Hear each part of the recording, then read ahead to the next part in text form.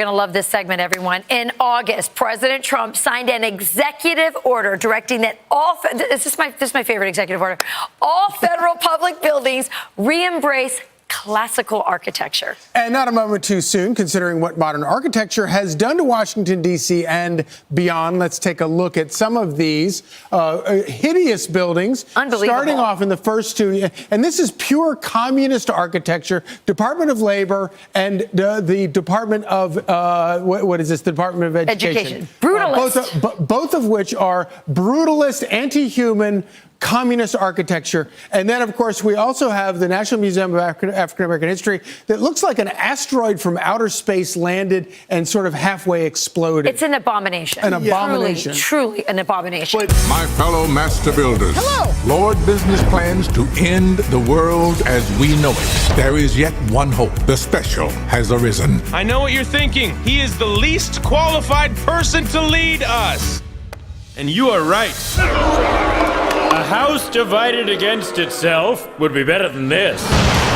Abraham Lincoln. Also look out in Chicago, where President Obama is creating his presidential center. This monstrosity that we keep tracking, there's actually people on the web that have compared this to the Star Wars Death Star building. Yeah. And he definitely does not love the South Side. It looks like a giant concrete porta potty or a trash can. They say architecturally, Charlie, it's modernist.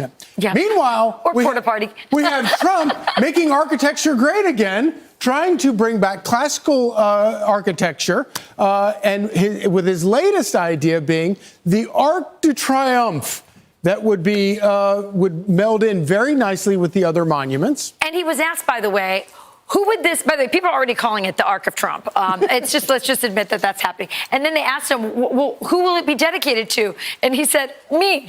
Napoleon, Alexander the Great, Donald Trump. We're all cut from the same cloth.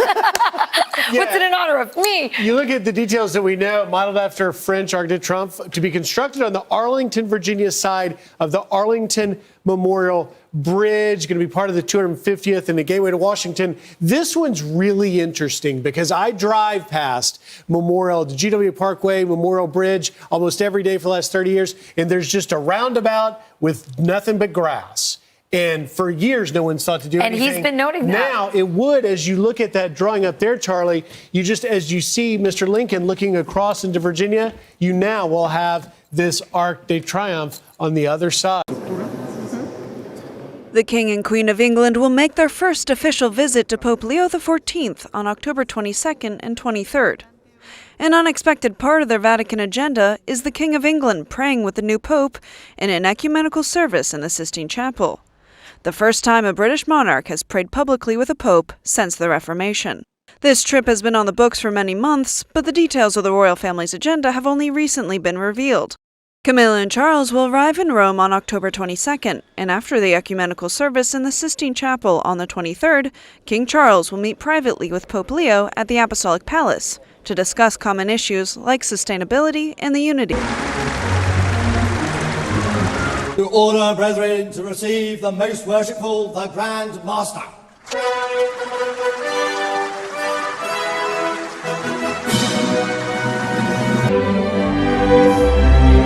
I hold that to be self-evident, Brother Franklin. All men are created equal. Indeed, Brother Washington. All Freemasons meet as equals, and we have an opportunity to create a nation in the very essence of Masonic morality. It would be wonderfully symbolic, don't you think? You'll be wanting to put the all-seeing eye on our banknotes next.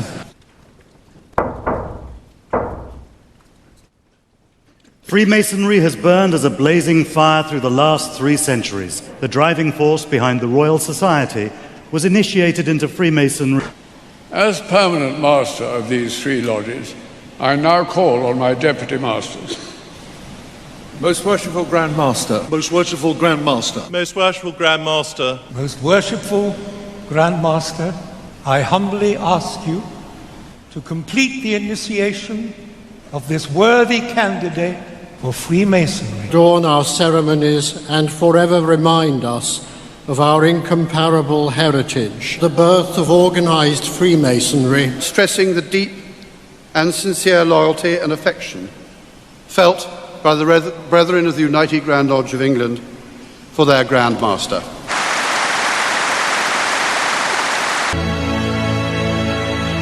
Welcome back to the Daily Report. I'm Lindsay Reiser. Catholics across the U.S. are celebrating the election of Pope Leo XIV, the first ever American-born pope. The 69-year-old was born in Chicago and spent a large portion of his life in Peru. CBS News correspondent Bradley Blackburn has more on his historic election. The joy here at the Vatican was universal as we watched a 69-year-old American become the leader of a church with 2,000 years of history. This conclave ended in just 2 days when the world got the news with that puff of white smoke. White smoke billowed from the Sistine Chapel, a signal the Cardinals had elected a new pope.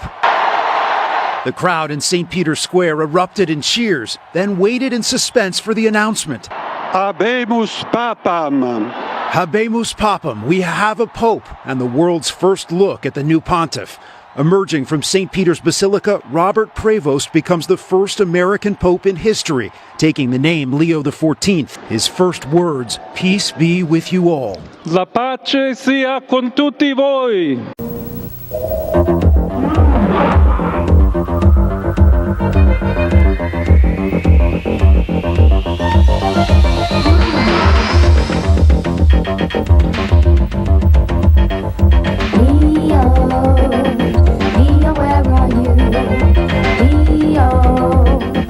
Save the day, Leo.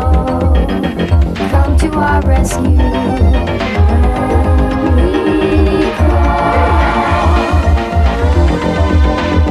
Part 40 of The Beginning of Masonry by Frank C. Higgins. The Lion in Freemasonry. These several allusions to the King of Beasts that was encountered in our Masonic ritual are generally accepted as exclusively biblical. This is not, however, the fact. The great significance of the lion and all manner of symbolic associations date from the first inception of the zodiacal system of measuring the heavens and timing the great astronomical cycles, which appointed the sign of a lion, fiercest and most redoubtable of beasts, as that of the summer solstice, the moment of the year's most adherent solar vigor. Speaking as astrologers are wont to express these things, the sign of the lion is the house of the sun, and the terms have thus came to be particularly synonymous. It is interesting to Masons who carry the lion of the tribe of Judah as one of the armorial quarterings of their royal arch banner, and on the seals of many grand lodges, to know that the current Masonic date is arrived at by adding the numbers of the year BC, approximately the true number being 3,995, at which the summer solstice entered the sign of the lion, to the year AD in which we happen to be. One day, Simba, the sun will set on my time here and will rise with you as the new king. Oh, look at this little Bentley. Welcome to my world. This is beautiful. You lucky son. I've seen photographs of it in magazines and I've seen little clips on the TV, but I've never actually been here.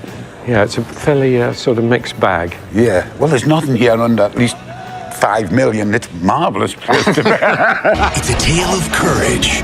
See, I told you he'd come in handy. Friendship. And the circle of life. The Lion King. And critical thinking. Please welcome Bill Nye, the science guy. Now, one thing I really want your generation to embrace is that the Earth is a closed system. We cannot leave the Earth. There's no place to go. We love that song, Hello, DC!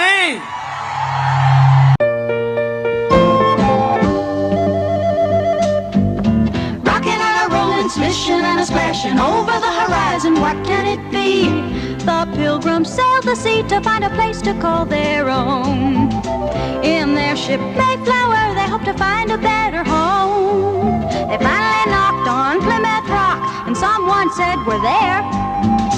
It may not look like home, but at this point I don't care. Oh, they were missing Mother England. They swore their loyalty until the very end. Anything you say, King, it's okay, King. You know it's kind of scary on your own. Fellow citizens, it is wonderful to see so many of us out here today. We are here for the same reason our ancestors gathered here in 1776. We want our government to run without a king. Our government is based on ideas embodied in a constitution. Among other remarkable features, it guarantees our freedom to speak, as we're doing here today. Rather than doing one monarch's bidding, we have agreed to form a democracy, to work together, and to follow the laws that derive from it. No thrones, no crowns, no kings. Gonna build a new land the way we planned. Could you help us run it till it's grown? They planted corn, you know, they built their houses one by one. And bit by bit they worked until the colonies were done. They looked around, yeah, up and down, and someone said, hooray! If the king could only see us now, he would be proud of us today. As many of you know, I am a native Washingtonian. I grew up here within the city boundaries. And when you grow up here, the affairs of the federal government are very much a part of your life. I remember well sitting on my father's shoulders and waving to astronauts as we, as a nation, celebrated their accomplishments back in 1964. In 1964, that was the first year my parents could vote for president as citizens of the District of Columbia. We still do not have voting representation in the district. Someday, perhaps. I remember well Martin Luther King's dream and Resurrection City, the plywood structures on the National Mall erected to house protesters who came to town demanding equal rights and opportunities, barely a month after Dr. King had been assassinated. They knew that now they'd run their own land. But George III still vowed he'd rule them to the end. Anything I say, do it my way now. Anything I say, do it my way. Don't you get to feeling independent, 'cause I'm gonna force you to obey. He taxed their property, he didn't give them any choice. And back in England, he didn't give them any voice. That's called taxation without representation, and it's not fair. But when the colonies complained, the king said, I don't care. He even has the nerve to tax our cup of tea. To put it kindly, King, we really don't agree. I remember well the Vietnam War. The mall was shoulder to shoulder, much as it is today. Traffic stopped citywide. The protest movement expanded. There were protests around the country, and the war was ended. We are protesting in the same fashion today. Gonna show you how we feel. We're gonna dump this tea and turn this harbor into the biggest cup of tea in history. They wanted no more mothering England. They knew the time had come for them to take command. It's very clear you're being unfair, King. No matter what you say, we won't obey. Gonna hold a revolution now, King, and we're gonna run it all away. Only today, the stakes are higher. Rather than abandoning a war against an elusive, perhaps sometimes imaginary foe, we are confronting the possible end of our republic. We are here to tell our lawmakers that what's going on in our government is wrong. They must stop the abuses of this petulant president and his circle of sycophants. No thrones. With no more king. We're going to elect a president. No more king. He's going to do what the people want. No more king. We're going to run things our way. No more king. Nobody's going to tell us what to do. Rocking and a rolling, swishing and a splashing over the horizon. What can it be? Looks looks like it's going to be a free country. Prevost is seen as a progressive on many social issues. Overall, he's viewed as a centrist. Like Pope Francis, Prevost has spent time embracing marginalized groups like the poor. He has dual citizenship between the U.S. and Peru, where he served for years. This is an extraordinary moment for American Catholics, seeing Leo XIV on the balcony, the first pope born in the United States, who is now spiritual leader for nearly 1.5 billion people.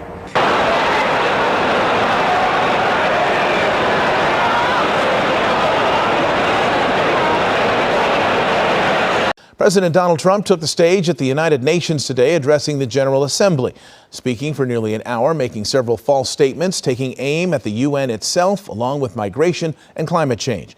Michelle Fisher joining us now with more on what the president said. Michelle? Mark, the president spoke in front of a crowd of about 150 world leaders today. His criticism of the United Nations was juxtaposed with praise for the work his administration has done, claiming that under his leadership, the U.S. has the strongest borders, military, and relationships in the world. What is the purpose of the United Nations? The UN has such tremendous potential.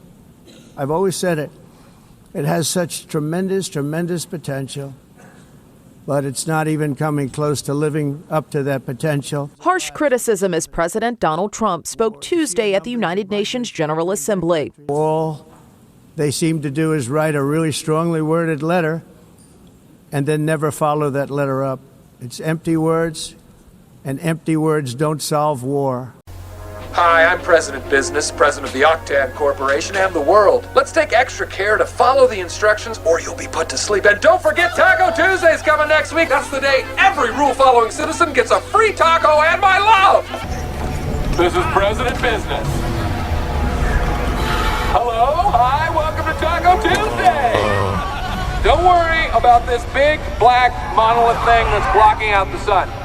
What you need to worry about is this question that I'm about to ask you. Who wants a taco? Yeah, I know. Tacos, we're going crazy. All right, everyone, act normal. Perfect. Now, everybody say freeze. So I guess running around and screaming is normal. Micromanager, commence micromanagement. Commencing micromanagement.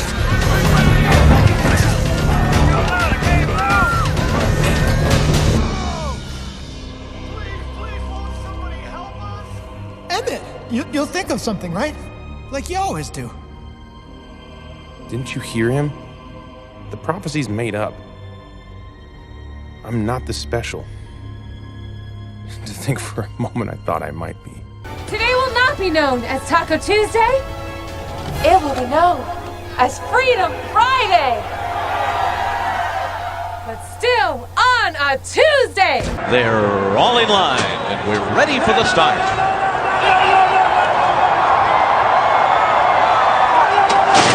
They're off in the Belmont Stakes. Not a great start for American Pharaoh, but he will be sent to the lead by Victor Espinosa, so he waits no longer.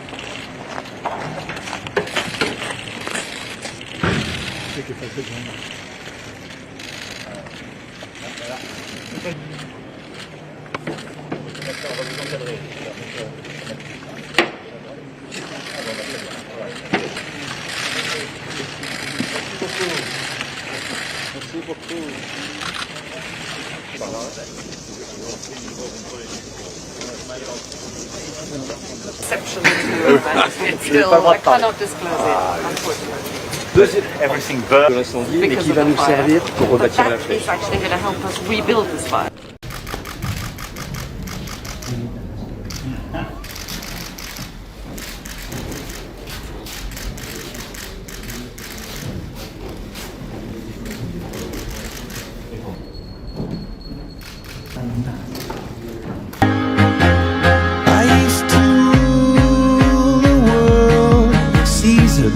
When I gave the word, now in the morning I sleep alone. Sweep the streets I used to own.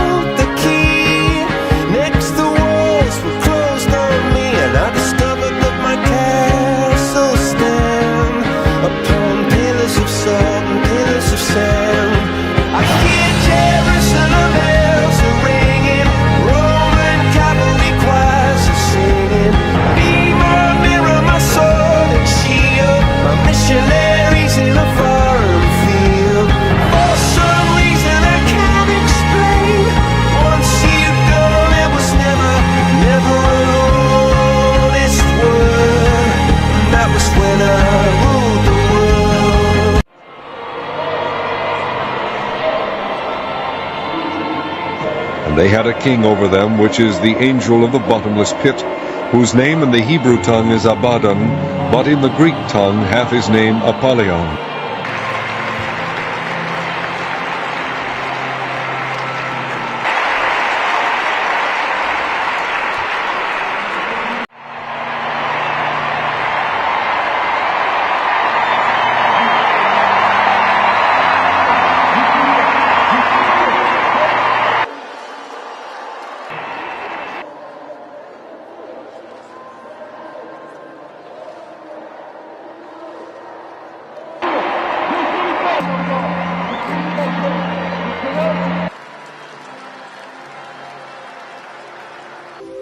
Here we need a vast military-style campaign to marshal the strength of the global private sector.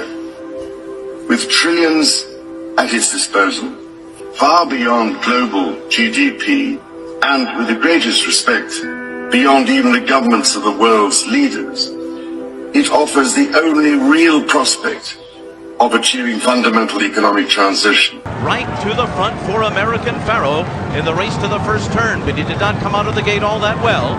Frosted is away running in second position. Materiality is third to the outside. A ground-saving run for Mubtahi, who's right behind American Pharoah into that first turn, then made from Lucky. Keen Ice, Taylor Verve, and the trailer is Fremento. The opening quarter mile was 24 seconds flat. A sensible fraction for American Pharoah, who leads the way on that sweeping first turn here at Belmont Park.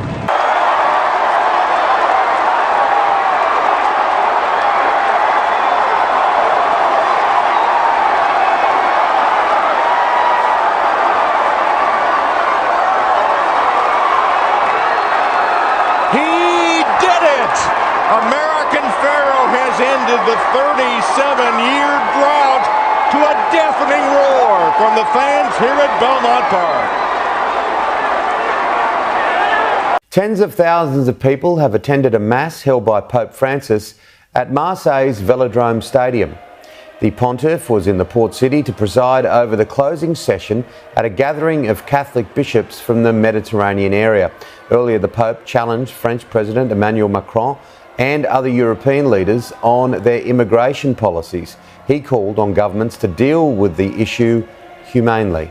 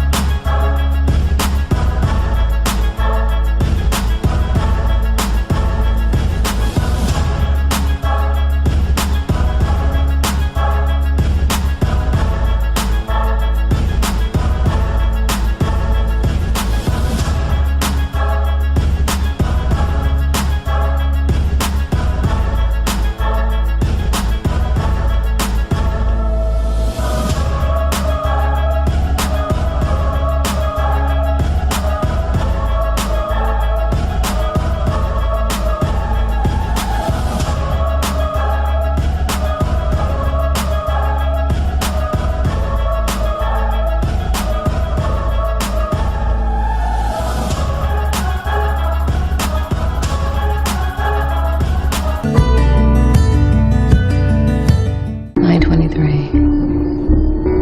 Clearly, he's leaving us a code. This is the world you are graduating into. This is what I want to talk about today with you for a few minutes. To lead in shaping a new world order for the 21st century. The Vatican has confirmed that Pope Francis will participate in the Mediterranean meetings in Marseille, France.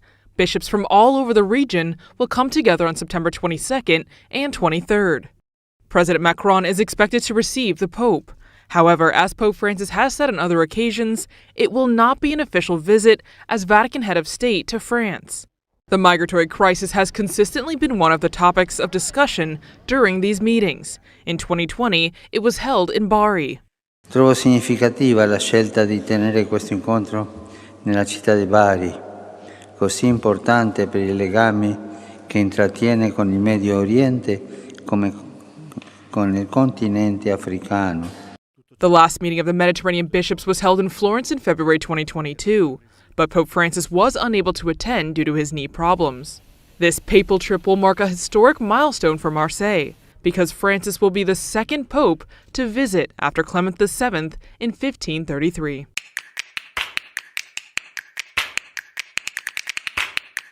So the first issue comes out November 22nd, 2017, and then it's a 12-issue series. It's unlike any story that I've ever written. It's unlike any story that Gary's ever drawn. The last comic book I wrote was DC Universe Rebirth #1. There's a piece of that book that relates to the story Doomsday Clock that I'm doing with Gary Frank and Brett Anderson, and that is, we hinted that somebody had been messing with time, somebody's experimenting with time in the DC universe, and we reveal a hint that that is Dr. Manhattan. Come on.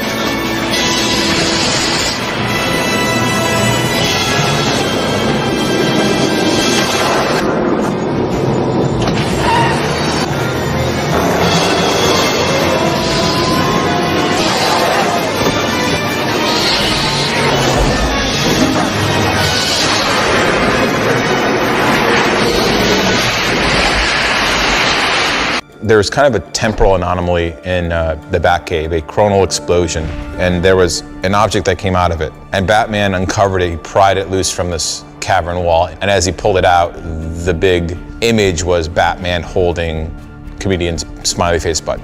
When the seed of the idea started to happen in my head, and I talked to Gary Frank about it, that Dr. Manhattan would be this character and would intersect with the DC Universe in a very subtle way at the end of the Rebirth special. Both of us were rightly so nervous about it. I think there's a real slippery slope of just saying, oh, let's have Rorschach and Batman have a fist fight. We're not interested in just kind of having some funny mashup, because that's not what we're doing.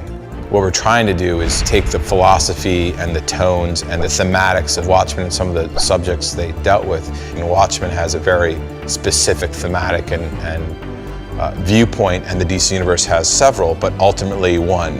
And we talked a lot about what that would look like in 2016, that in November, the election happened in the US, and then a lot of other things happened in the world.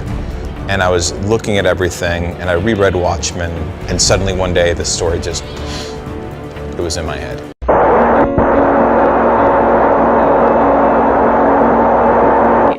Today we moved the clock a half minute closer to midnight.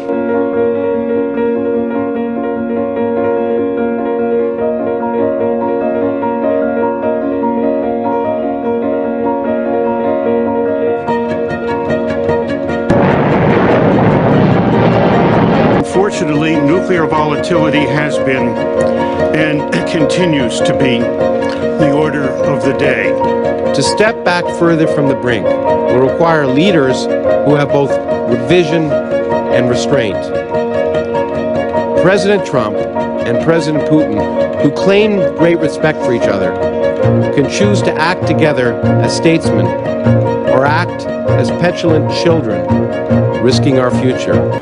And I called Gary Frank and I said, okay, Gary, I think I have the story. And he was like, okay, let me hear it. And I pitched it to him, and he said, I have to draw that story.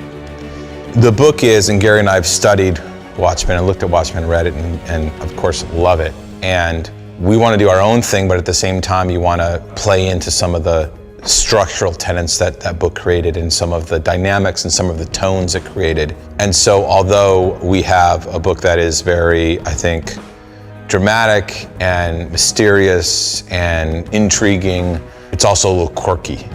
The characters are a little off, the characters that we're playing with. And it'll be very apparent in issue 1. There's a bit of humor to it, I think, in a very odd way. But our main word, if there's one word for it, is thought-provoking. And we want people to think about it. They can think about it in fun ways, they can think about it in serious ways, but whatever's happening when they're reading the book and they're in the book, or when they reread the book, that they'll really just think.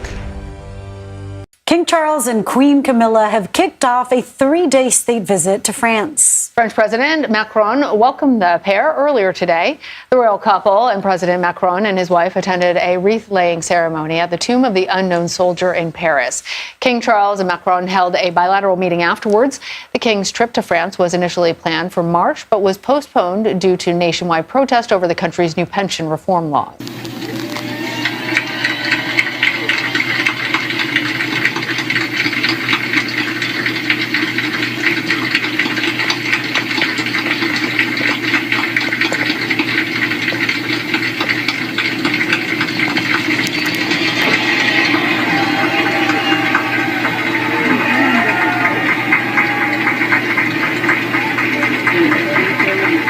Ladies and gentlemen, the national anthem of the Holy See, followed by the national anthem of the United States. I, for one, am glad we're stuck with civilization, and I think we will be for a long, long time.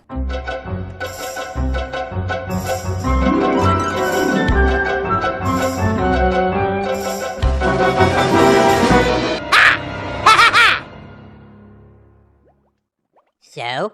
Yeah, so? Dude, The Simpsons done everything already. Who cares?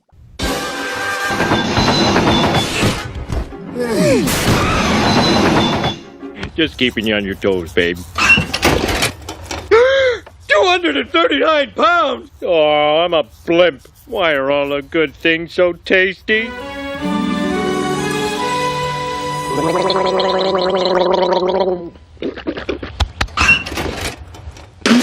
Oh no! 239 pounds!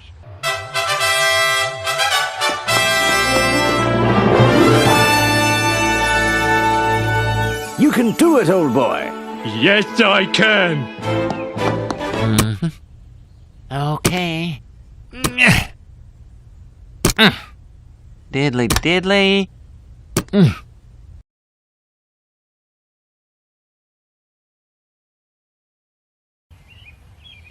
Why, that's a higher power than even I believe in. What is going on? I am proud to honor the players of the Negro Leagues of Rollerball. And as we strive for the desegregation of all death sports, we cannot help but be inspired by Heads up!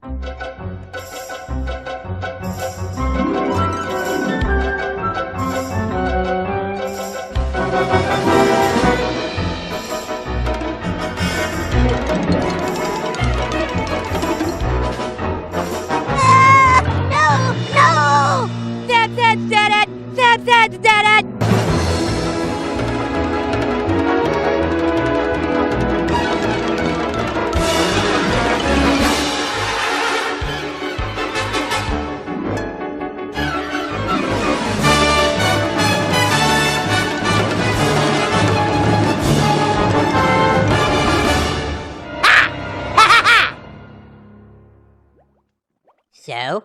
Yeah, so? Dude, The Simpsons done everything already. Who cares?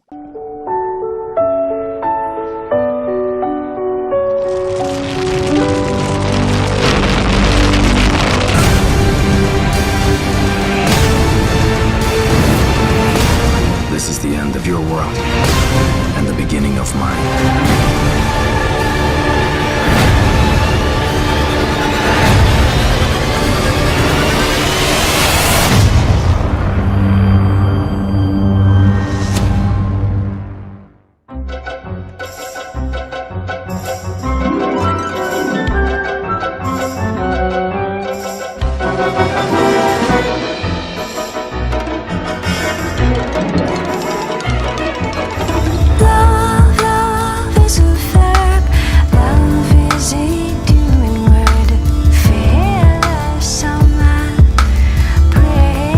Now look on a military clock, 9/11. Okay, if you go around again, the next event will be on 9, go around to the 11, but on a military clock, it's 2300 hours. So 9/11 was a major event.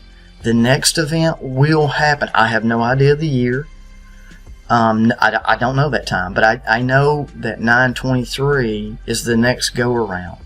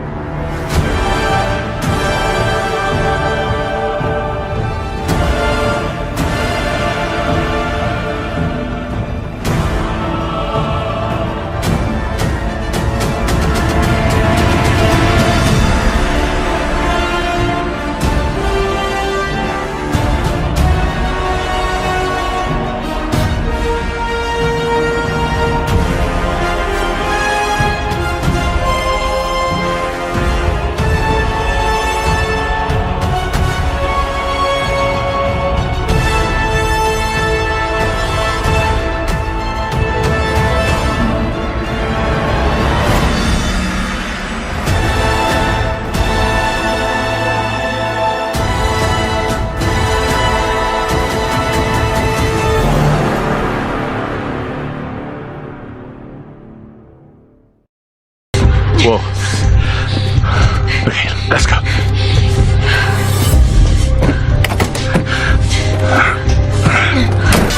In 9 hours and 23 minutes, you'll be mine.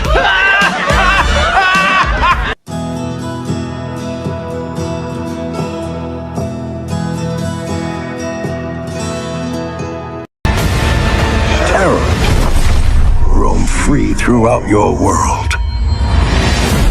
They must be stopped at all costs.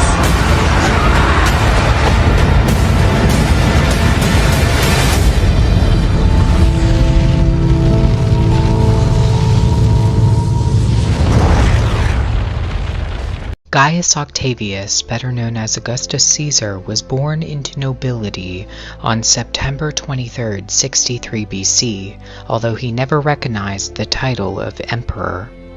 Augustus Caesar was the first of the ruling Julio-Claudian dynasty to reign in Rome.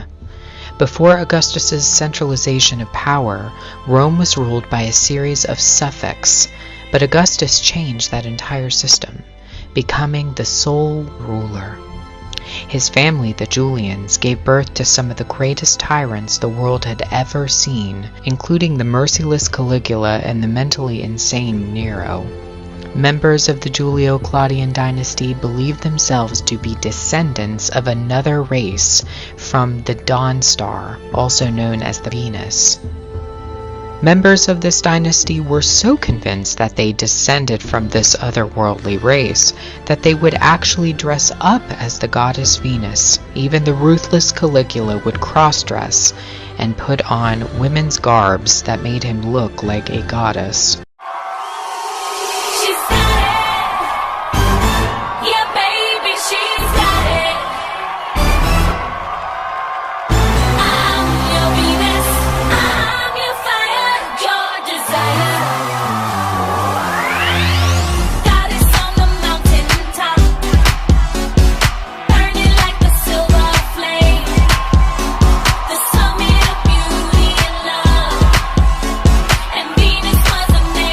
But it all started with Caesar Augustus, born on September 23, 63 BC, who would adopt the title Divi Filius, which means Son of God. 21st century world order, based on the perennial principles we established together after World War II. The only option then is to strengthen our cooperation. We can build the 21st century world order based on a new breed of multilateralism, based on a more effective, accountable, and results-oriented multilateralism. I believe the United States and the European Union should cooperate to find the right balance between innovation and ethics, and harness the best of today's revolutions in digital data and artificial intelligence.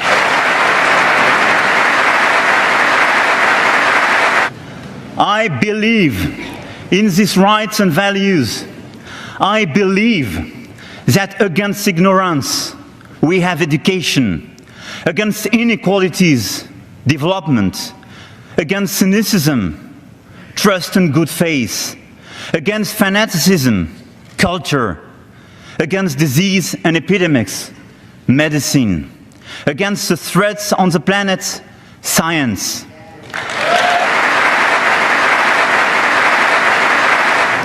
And this containment, I mentioned in one of these pillars, is necessary in Yemen, in Lebanon, in Iraq, and also in Syria. What we cherish is at stake.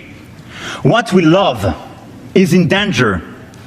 We have no choice but to prevail. And together, we shall prevail.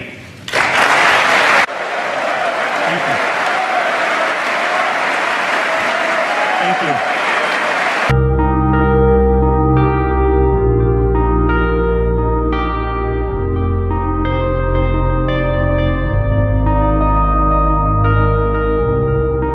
Go outside.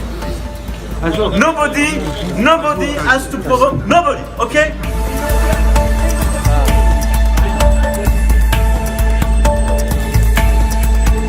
We know perfectly, everybody knows the rules. I don't like what you did in front of me. Go outside. I'm sorry, but we know the rules. Nobody has to provoke nobody, okay? We keep calm. Please respect the rules as they are for centuries. They will not change with me. I can tell you, okay?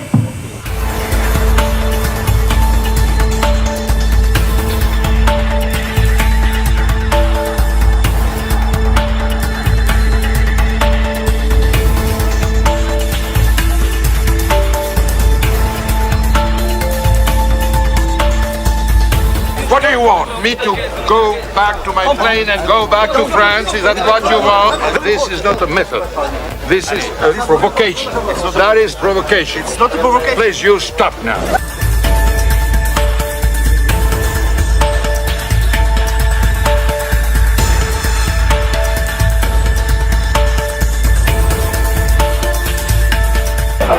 I don't want people with arms in front. No, I wait.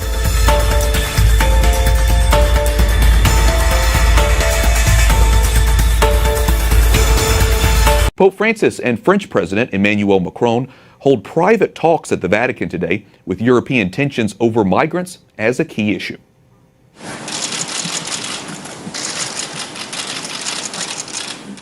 The two exchanged gifts. The Pope gave Macron a Medal of St. Martin of Tours, and the French president gave him a 1949 edition of a novel by a Catholic writer. After the meeting, which lasted longer than expected, Macron put a hand on Francis' shoulder and kissed him. The Holy Father reciprocated the warmth, shaking the French leader's hand as they departed.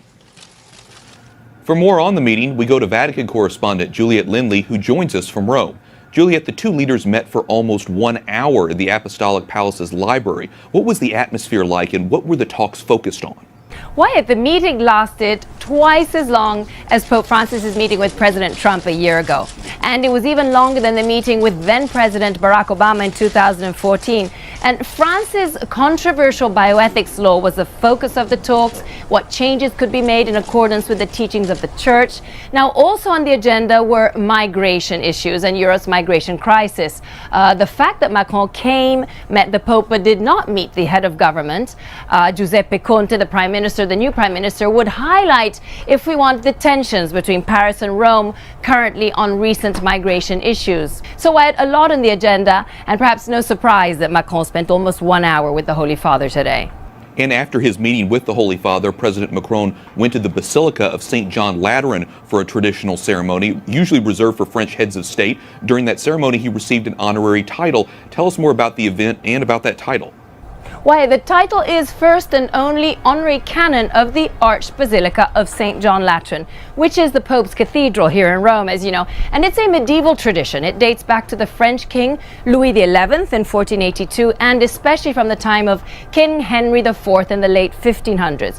Most recently, it was renewed in the 50s. Now, some former presidents of France have received the title, but others have declined, and that would include Macron's predecessor, French President François Hollande, who is a self-declared atheist. Now, in spite of France's secular history since the 1789 French Revolution, in receiving the title, Macron actually chose to continue this centuries-long tradition. Juliet, we hear a lot about French society being increasingly secularized. What is the role of the church in France today, and what relationship does Macron himself have with his faith?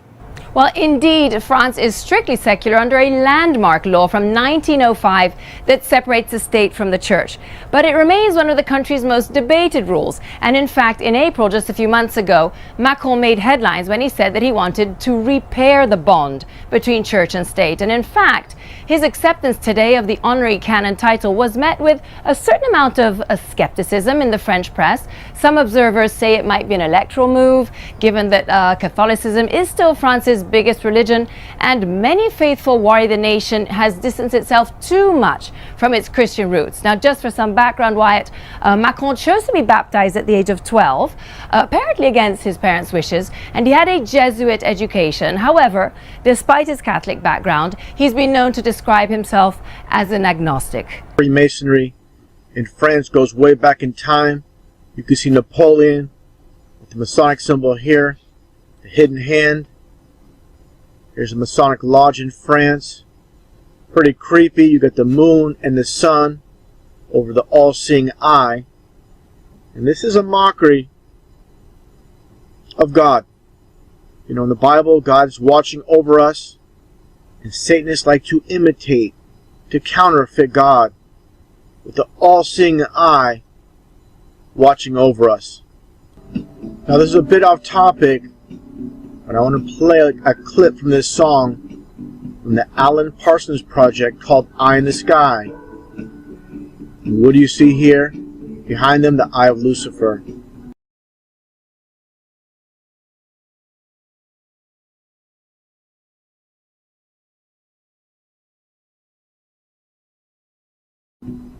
Again, the Eye in the Sky. Take a listen to some of this here. The lyrics from this song, the occultic meaning. You know, a lot of these songs, they sound sweet to the ears, but that's part of the deception. Take a listen to this part of the song here. It's very relevant. How the whole world's a stage, and these are minions of Satan and those that control this world.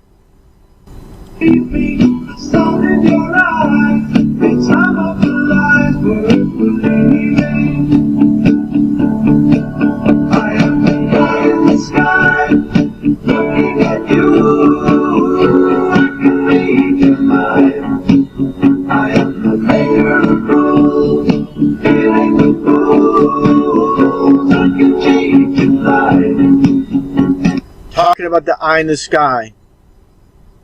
I can read your mind, and I can cheat you blind. And that's a reference to their false god, like I said, Satan, their eye in the sky. Complete mockery of God. Now, getting back on subject with the French Freemasonry connection, this old poster showing Baphomet. You go right there. Some more imagery here. Now, understand that, again, the French connection. Of course, when the U.S. was established, you know, by the Freemasons, the French constructed the so-called Statue of Liberty, which is nothing more than Apollyon or Apollo in disguise. Transgender image of Apollo passed off as a female. There's a construction in France. More images here. The so-called Statue of Liberty. Getting back to the 33 hoax code. Flight 93 in Shanksville. And of course, what do you have? 33 passengers. No plane crash there, of course. Just a quick little reference to 33 being their hoax code. Bill Gates fears global pandemic. This is regarding Ebola. Supposed Ebola virus outbreak could wipe out 33 million. And also the French connection when it comes to 9/11 with the Naudet brothers, the French crew, TV crew in New York, filming these firefighters during a drill. Let me fast forward here a little bit. This is the French connection. And again, the Naudet brothers, it's like Illuminati. Always a play with words. This camera crew, of course, being selected because they're French and the names involved. Again, the play on names. And also this video I uploaded earlier in the week. This was filmed by a French TV crew as well. Of course, Freemasons behind the scenes calling this. I want to point this out. I didn't state in the video.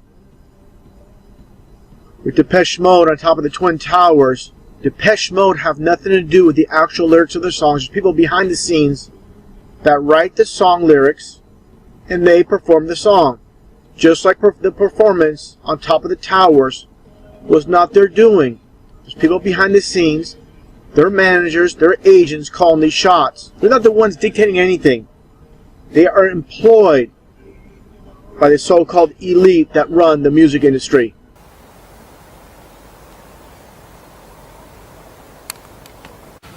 Well, there it is, the biggest pyramid of Europe. So here in Holland is the biggest pyramid of Europe. It's 36 meters high. It has an obelisk on it. It was made by the pharaohs or their descendants for Napoleon and by the General Mormont. There were 18,000 men here. It's next to Utrecht in the middle of the Netherlands. And when Napoleon was in the pyramid in Egypt, he came out, he was completely pale and white, and his soldiers asked him, "Well, sir, what happened?" And he said, "Well, I don't want to tell you because you're not gonna understand.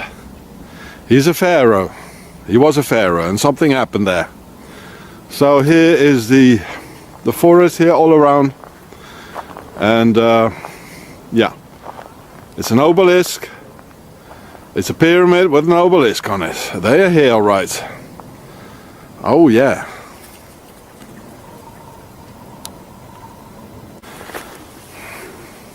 So this thing was built in 1804 by Napoleon and for Napoleon, who felt himself as a pharaoh.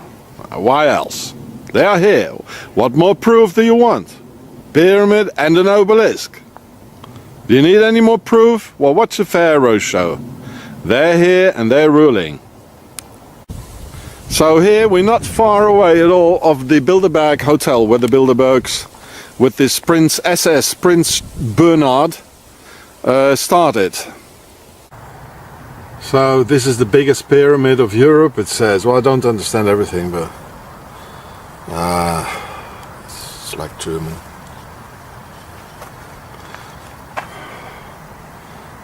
And they built it in 1804. It's 36 meters high. Well, Napoleon, he loved pyramids, eh? The pharaohs.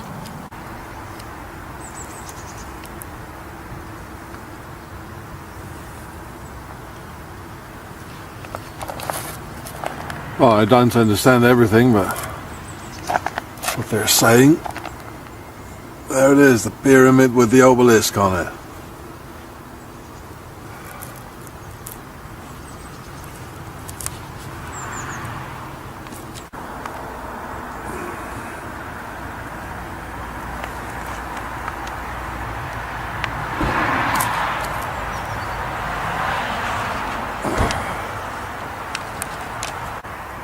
The Pharaoh.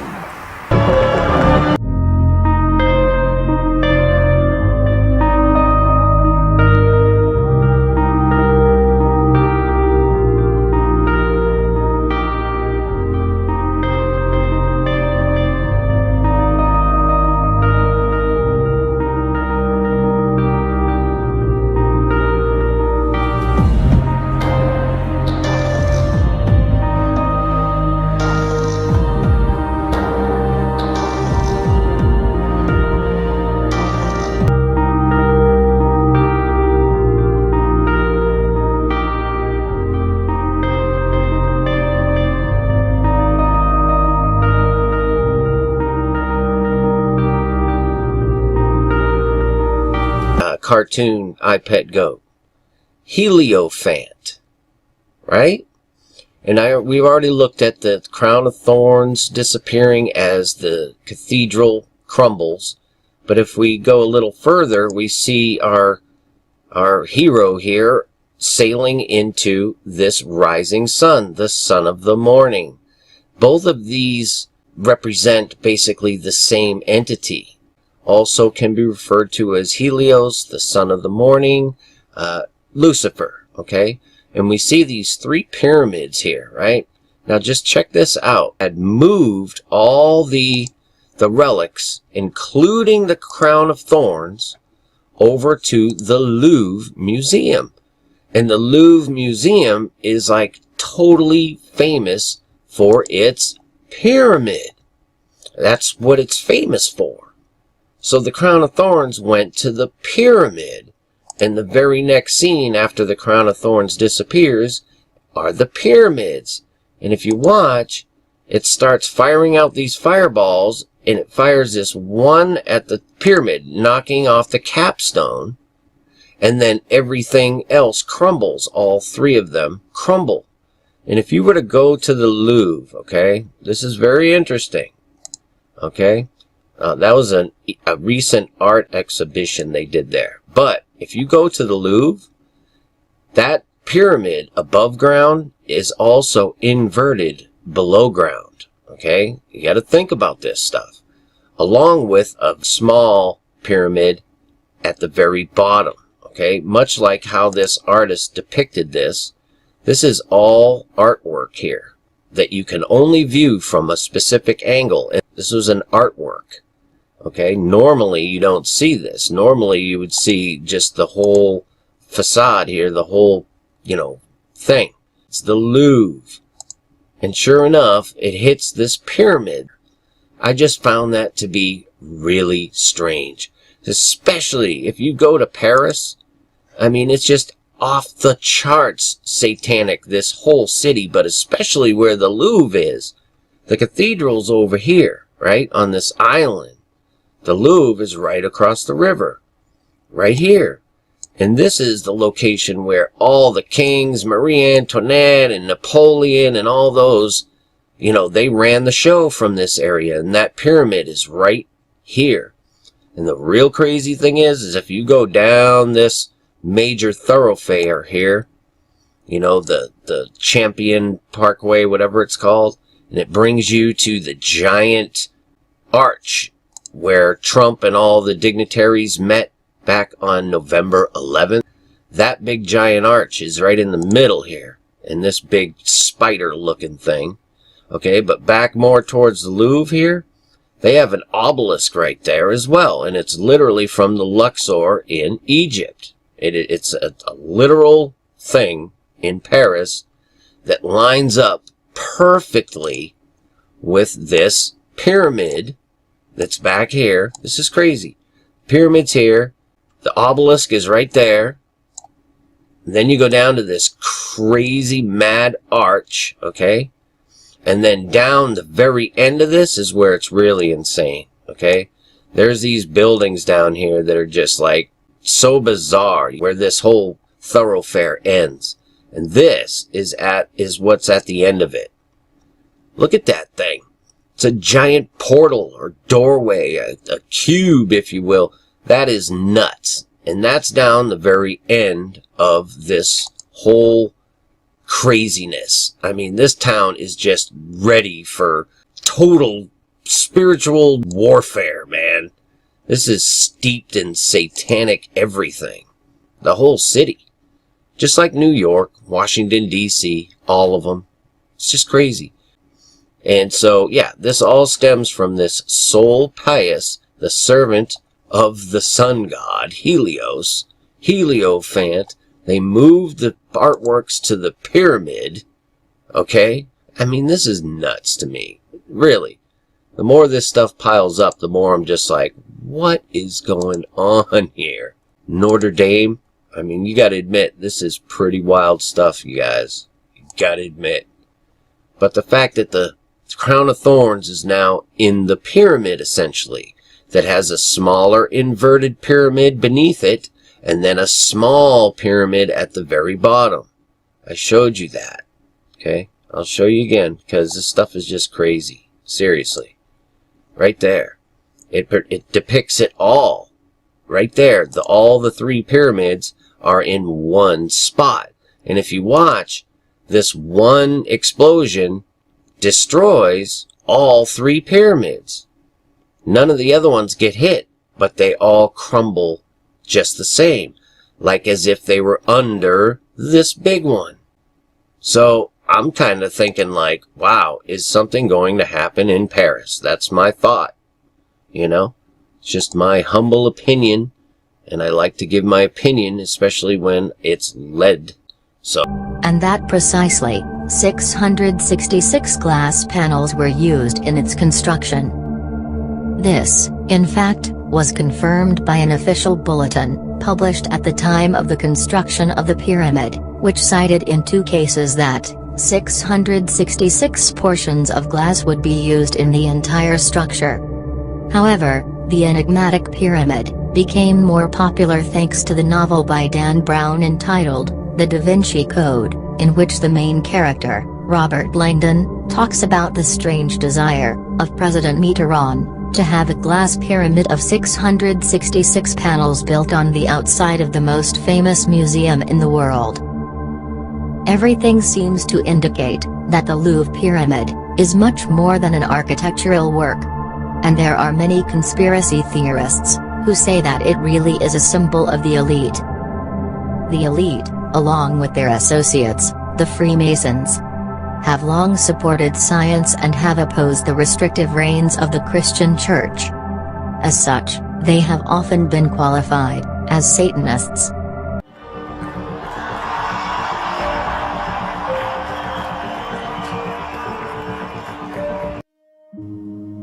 Hey everyone, this is Mike with On Point Preparedness.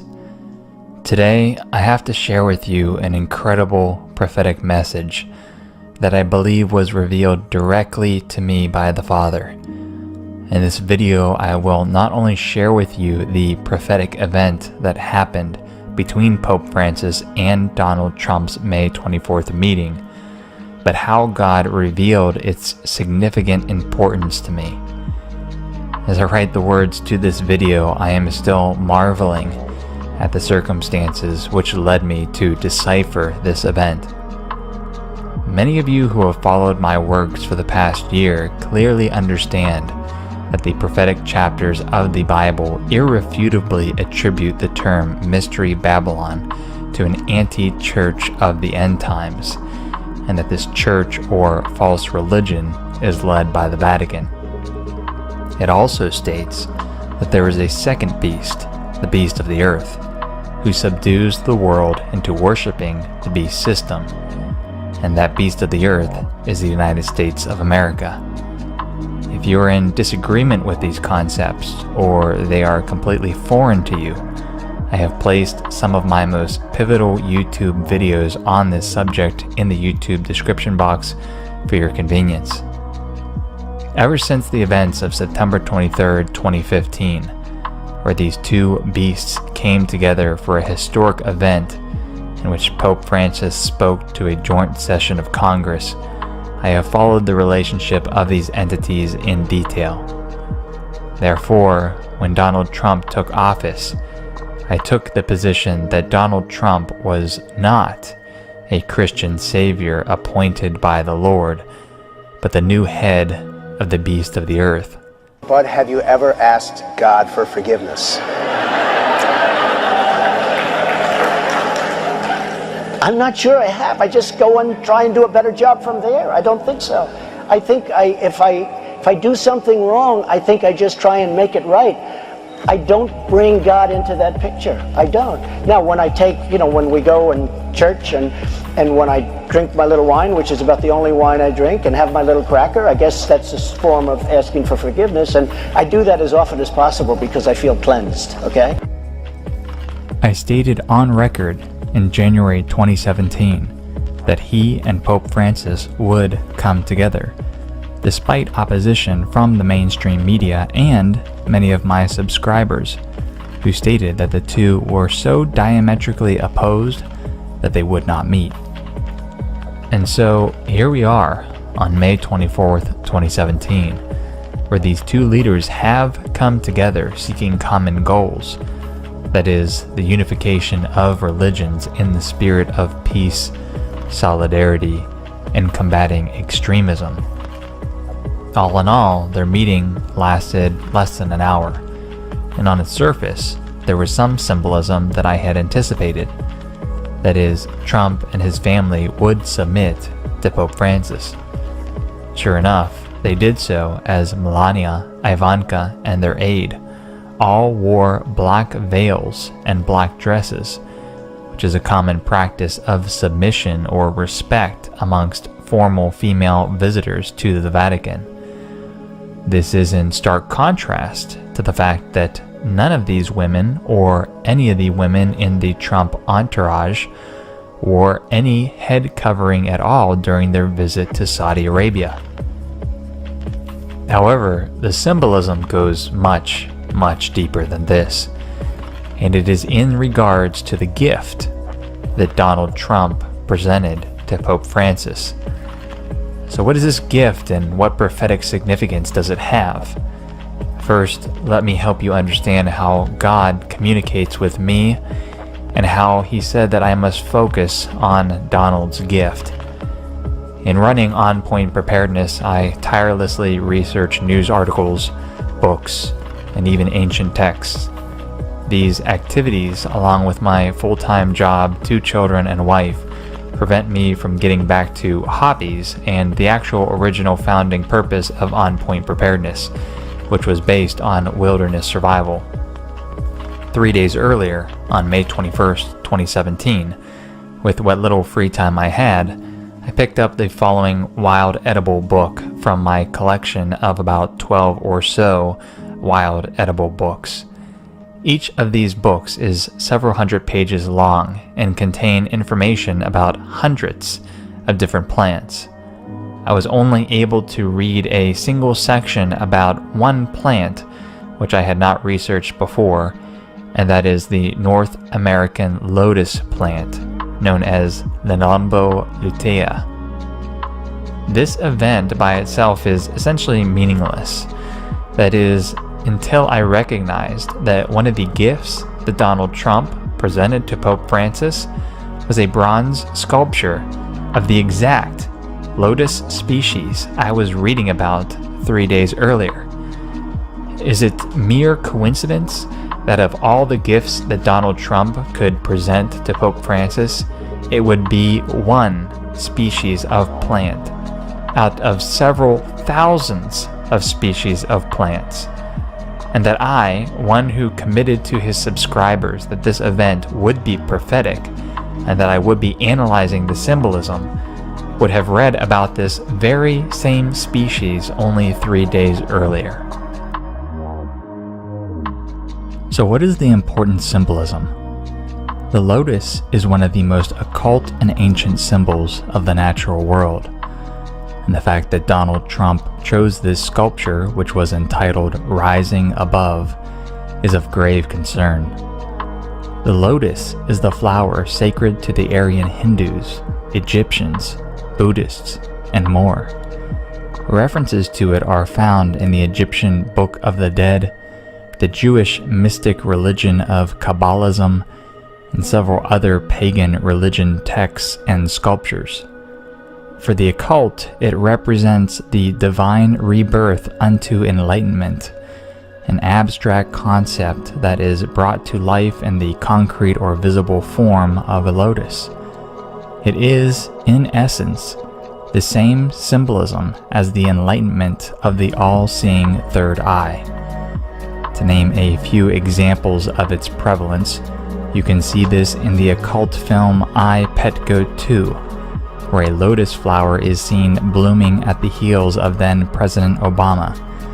His face grows stark as he witnesses the reality of this transformative stage of enlightenment. In Egypt, you can see here the 4 sons of Horus being birthed out of the lotus flower. In Buddhism, Buddha is frequently attributed to holding the lotus, and the list goes on and on.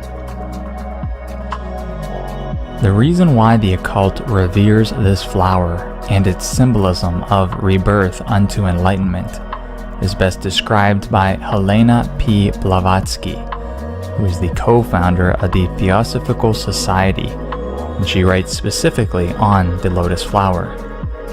For reference, the Theosophical Society shares ideology and partnership with the Lucis Trust, an organization that directly worships Lucifer and states that he is a misrepresented angel that sacrificed himself for the good of mankind. In her book, The Secret Doctrine, she references a passage from the Kabbalistic manuscripts which states, pointing to like signification was the lotus growing in the waters of the Nile. Its mode of growth peculiarly fitted it as a symbol of reproductive activities. The flower of the lotus, which is the bearer of the seed for reproduction, as the result of its maturing, is connected by its placenta-like attachment with Mother Earth, or the womb of Isis, through the water of the womb, that is, the river Nile, by means of the long cord-like stalk, the umbilicus. Nothing can be plainer than the symbol, and to make it perfect in its intended signification, a child is sometimes represented as seated in or issuing from the flower. So you can now see how the occult viewed the flower as a symbol of rebirth as a child, or this rebirth into enlightenment, represented by a child coming out of the flower head. The Kabbalistic manuscript continues with the sexual and reproductive symbolism of the lotus. It states the locality of the womb is to be taken as the most holy place, the sanctum sanctorum, and the veritable temple of the living God. This falls in line with all occult practices, as they practice sex magic and literally worship the female body. She also makes note of the lotus from the ancient Egyptian ritual Book of the Dead, which has a section entitled Transformation into the Lotus. It states, a head emerging from this flower, the god exclaims, I am the pure lotus, emerging from the luminous one. I carry the message of Horus. I am the pure lotus which comes from the solar fields. So, I believe that the Antichrist spirit was definitely at work in this meeting. Any multitude of gifts could have been given to Pope Francis. Books, medallions, sentimental items, other pieces of art, etc. But out of these multitudes, Donald Trump chose the lotus. As the Egyptian Book of the Dead states, is Donald affirming that he carries the message or gift of Horus, an enlightened message essentially from Lucifer? I guess that is up for you to decide. So, let's take you first to the Bank of America mural. There are 3 paintings that are prominently featured in the Bank of America Corporate Center in Charlotte, North Carolina. This fresco was created by artist Benjamin F. Long. Let's begin with one of the murals. In the final sequence of the murals, we see the surviving blue-collar population at the bottom. Notice there are 13 men working below to acquire the wealth of the elite. The shovels that they hold have heads that are rich gold in color, suggesting gold as the resource to secure. And by the way, 13 is the occult number. At the next level above the ground is the higher level educated skilled worker who is rebuilding the new world, while the elite giant is restfully sleeping above in the hills, suggesting his secret control. The picture suggests a rebuilding era due to the clean landscapes. This is the final era of the elite, after many on the earth have been eliminated and the new world is underway. In this mural, the back wall, as you'll notice, has a barbed wire, and The elite above are circling in alchemal flames, in naked freedom and power, while being separated from the chaos below the net. Key characters in the crowd are hazmat and Marines carrying rifles. There is an active burning industrial building if you look in the background, suggesting a crematory. And you see to the right at the top the Nazi gold eagle and flags that are red, white, and blue, with blank street signs and protest signs that are blank, suggesting that the people have no voice and no answers. There's more details to the mural. In this mural, there is the Masonic checker floor as part of the landscape, along with the blonde-haired, blue-eyed Aryan youth in the Masonic heel-to-heel 90-degree stance, representing a new generation.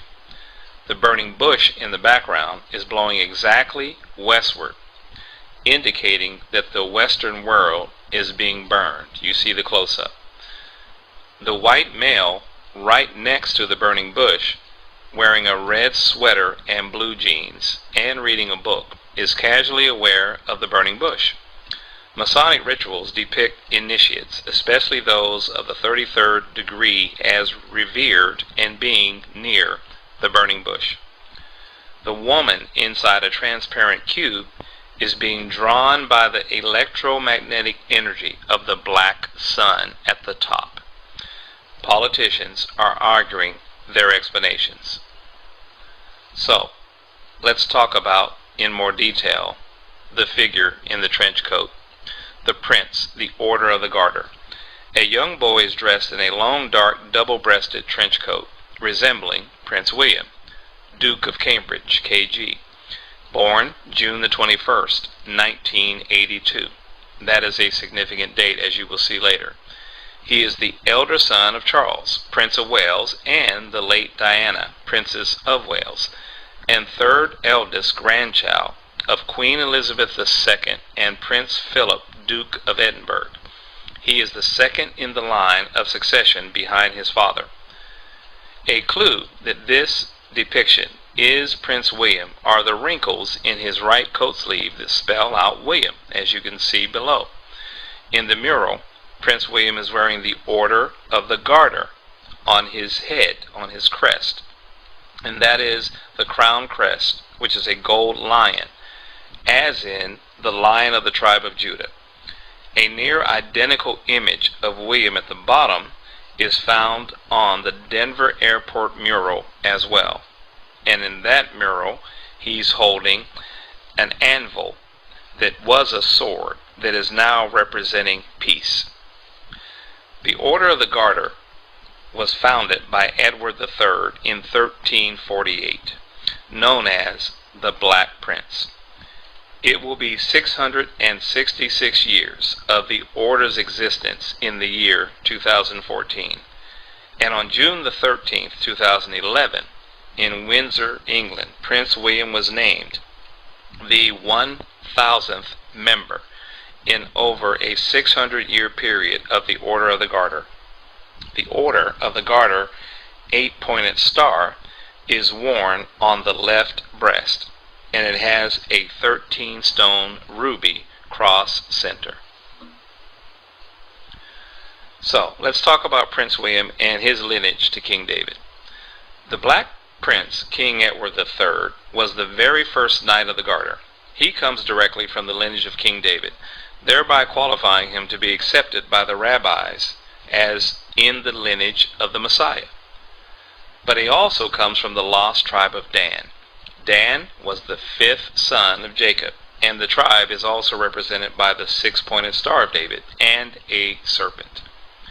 The marriage of Charles to Diana was extremely important because Diana brought one aspect of the Merovingian bloodline back to the English crown.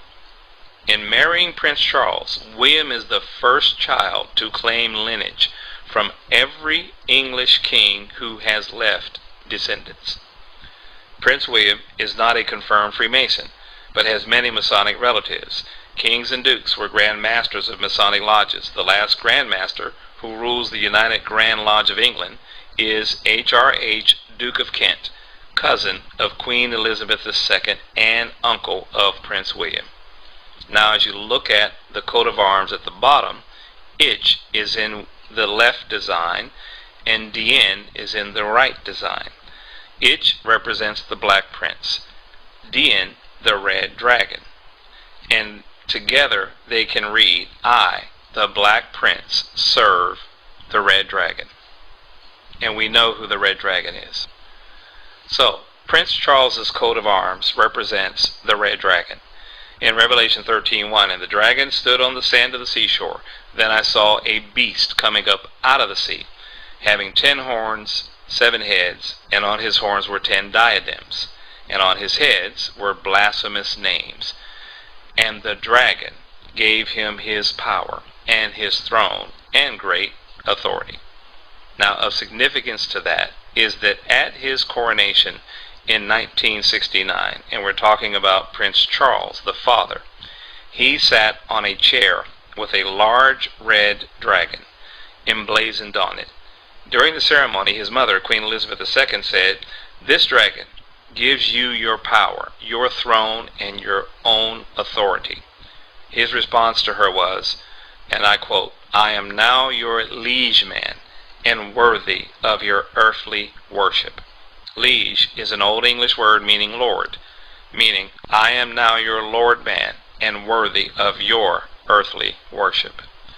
And also, as you can see here, the crest of the Knights Templar is showing the same symbols as did Prince Charles when he received this coronation. So, the origin and meaning of the red dragon symbol goes beyond the coat of arms. You see it here in the flag of Wales, the red dragon, and that means the place of the strangers or foreigners. That is, as in the tribe of Dan, importing themselves to Wales. And then you see it on the airplane of Wales, the same red dragon. And then we see it in the 1953 Royal Badge of Wales.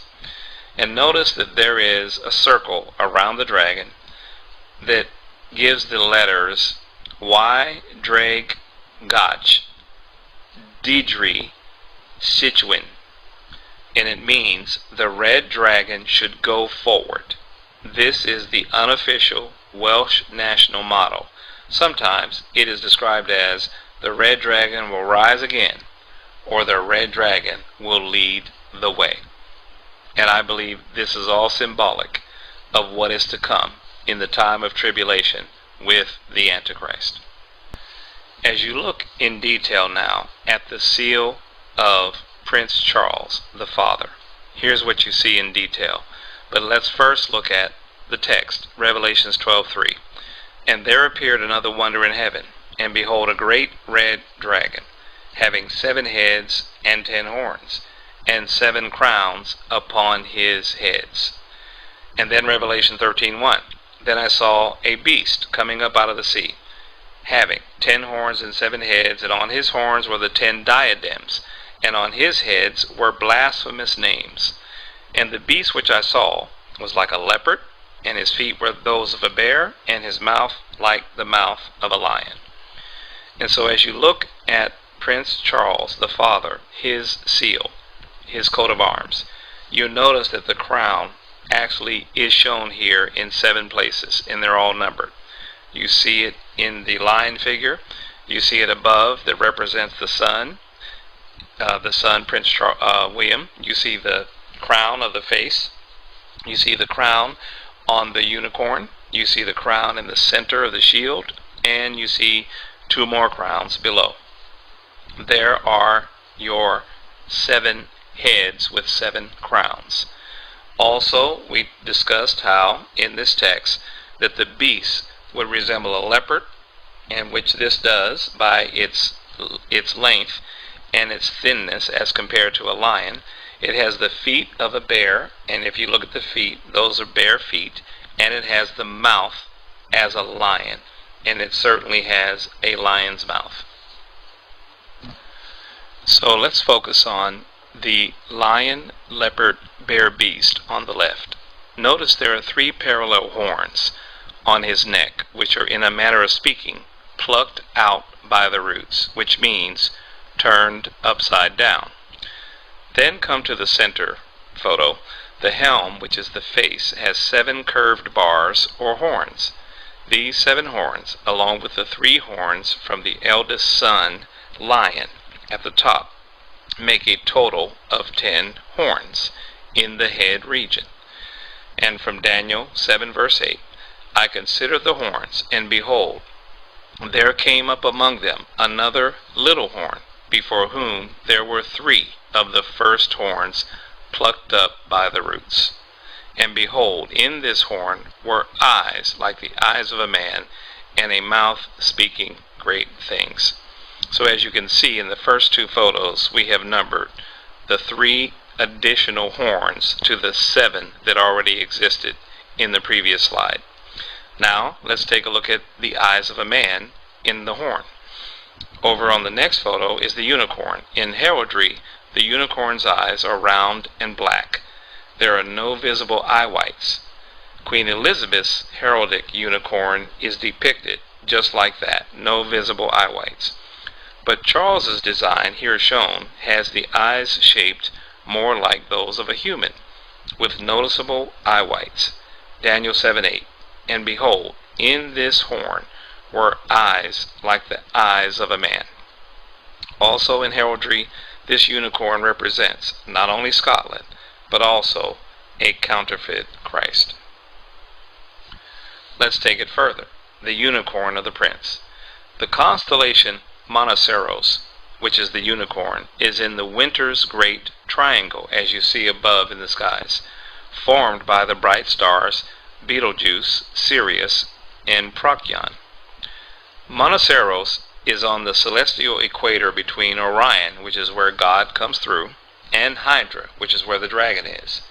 And it contains exactly 66 naked eye stars. Monoceros forms the square and the compasses. The square is at 90 degrees and the compass is at 55 degrees. In ancient Egypt, the plumb rule was called a merket. The merket was used in conjunction with a plumb line to measure the positions of stars and their corresponding positions on the ground in Egypt. Our winter sky is dominated by Orion, but the creature that is following him, tracking his every movement across the celestial sphere, mimicking him, is Monoceros, the unicorn. And who does the unicorn represent? Prince Charles and Prince William. In the photo to the left, which is a hieroglyph, the horn of Monoceros points to the silver gate of man. And Enki, who is in this hieroglyph, is stepping in the direction of where the unicorn horn is pointing. And you see his foot on top of the unicorn horn. And he has a bird in his hand. The bird is the constellation Corvus, Latin for raven or crow. It sits on the tail of Hydra, the sea dragon, as you can see above, and it includes 11 stars visible to the naked eye. It belonged to Apollo, that is the bird. Apollo, the god of light, which the Bible calls Apollyon, the destroyer. Enki is the one of the 4 gods known as the Anunnaki, who were Sumerians. Anunnaki were associated with the Nephilim giants of the Bible. And then, up above, his left foot is on the horn of the unicorn, as if he is rising up from the unicorn out of the waters. The ancients believed that the Milky Way was the celestial river in the heavens, and Monoceros is on the celestial equator of the Milky Way. The Winged Savior. Prince Charles was presented with a model of the sculpture unveiled on March the 6th, 2002. And Prince Charles was here called the Winged Hero. It is a giant bronze statue of Prince Charles as a winged hero, quote-unquote, saving the world. It is to become the centerpiece of a remote Amazonian town in Brazil. And then there are many identifiers of Prince Charles relative to the number 666, the number of the beast, the number of the Antichrist. And here they are. 8 in number. Charles, in English and French, comes from the Germanic name Karl, which was derived from a Germanic word which meant man, for it is the number of a man, that is the 666. Prince Charles was granted his heraldic achievement, or coat of arms, at the age of 13, the occult number. The red dragon of Wales, under which he serves, Ichi Dien, means I serve, and he pronounced that at his coronation. He claims descent from Israel's King David, Jesus, and Islam's Muhammad, as well as the tribe of Dan, and all of those are in the lineage of Christ. But this is the Antichrist. 4. He will be the first living member of the royal family to have a life-size statue dedicated in his honor in Brazil as Savior of the world. 5. He was born in 1948, the same year that Israel became a modern nation. 6. His name can be calculated to the numerical value of 666 by the ancient Hebrew method in both English and in Hebrew. 7. His coat of arms shows the past emperors of the Roman Empire of iron, leopard, the feet of a bear, and the mouth of a lion. And 8. Prince Charles has declared that as king, he will be known as the defender of faith, that is, as in all faiths, bringing them together. So, the coming world leader, commonly known as the Antichrist, has 33 titles in the Old Testament and 13 in the New Testament. How interesting. 33 has become the Masonic highest order number, and it is a number of sacrifice, and 13 is the occult number. Daniel reveals a second prince who shall later arrive. With Daniel 9:26, we have a specific reference to the prince that shall come after the Messiah is cut off. A prince whose people are not only associated with the destruction of the city, that is Jerusalem, and the sanctuary, that is the Holy Temple, but who are also associated with wars and desolations unto the end. This prophecy is referring to a future time when the Antichrist, often referred to as the little prince, the little horn, and later as king, rises out of the empire which was once ancient Rome and now Europe, taking his rightful seat of authority, the power of his kingship, and the crown of the red dragon. So note that the eldest son, lion, is around the neck of the dragon. You see that? Those 3 lines around the neck of the dragon, thus associating Prince William with his father, Prince Charles, and the dragon. Prince William will become the Prince of Peace. Daniel 11:22, the overflowing forces will be flooded away before him and shattered, and also the Prince of the Covenant. After an alliance is made with him, he will practice deception, and he will go up and gain power with a small force of people. In a time of tranquility, he will enter the richest parts of the realm, and he will accomplish what his fathers never did, nor his ancestors. He will distribute plunder, booty, and possessions among them, and he will devise his schemes against strongholds, but only for a time. So when it says he will accomplish what his fathers never did, nor his ancestors, it is most likely referring to the rebuilding of the temple in Jerusalem in a supposed time of peace. And that is why in the Denver mural above, he is holding what was a sword of war, what has been turned into a symbol of peace.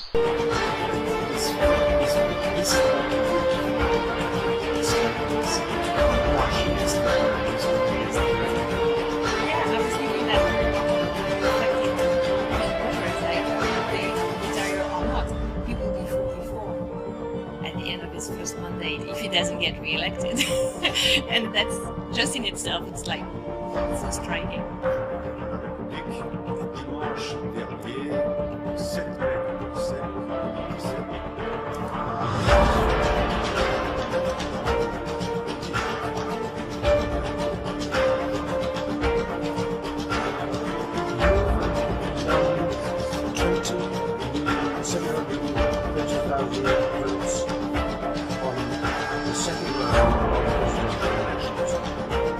absolutely granting votes. The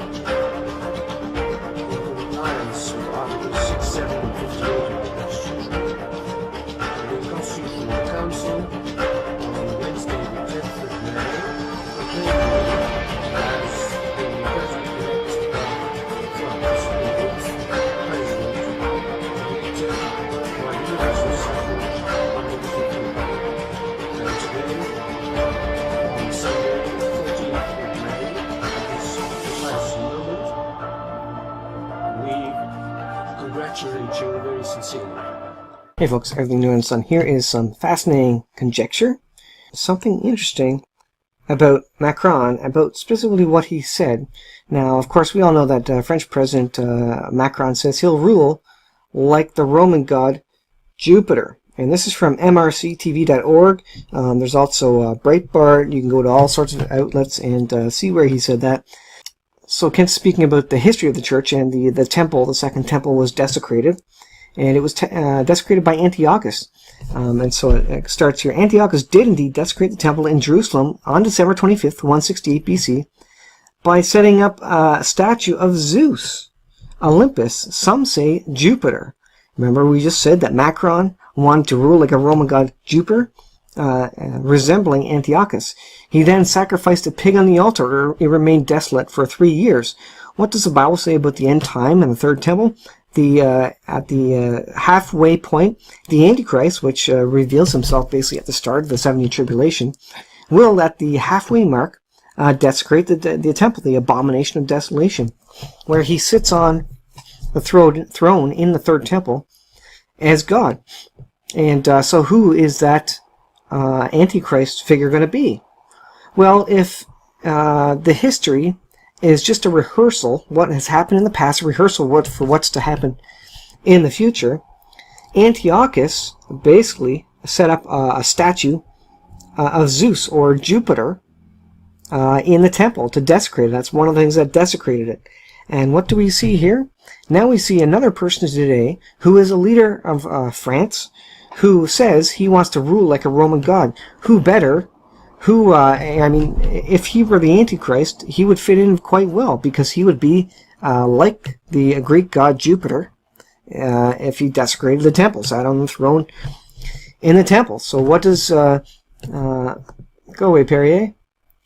I want to go to this one here. Who is Jupiter? Let's go to Bible history first. So here's the proof, BibleHistory.com, so you know we're not making this stuff up. Alright, so this is... like I say, BibleHistory.com, Antiochus the Fourth Epiphanes bust, his bust there. Antiochus the Fourth, 175 to 164, was the 8th ruler of the Seleucid Empire. He gave himself the surname Epiphanes, which means the visible god, that he and Jupiter were identical.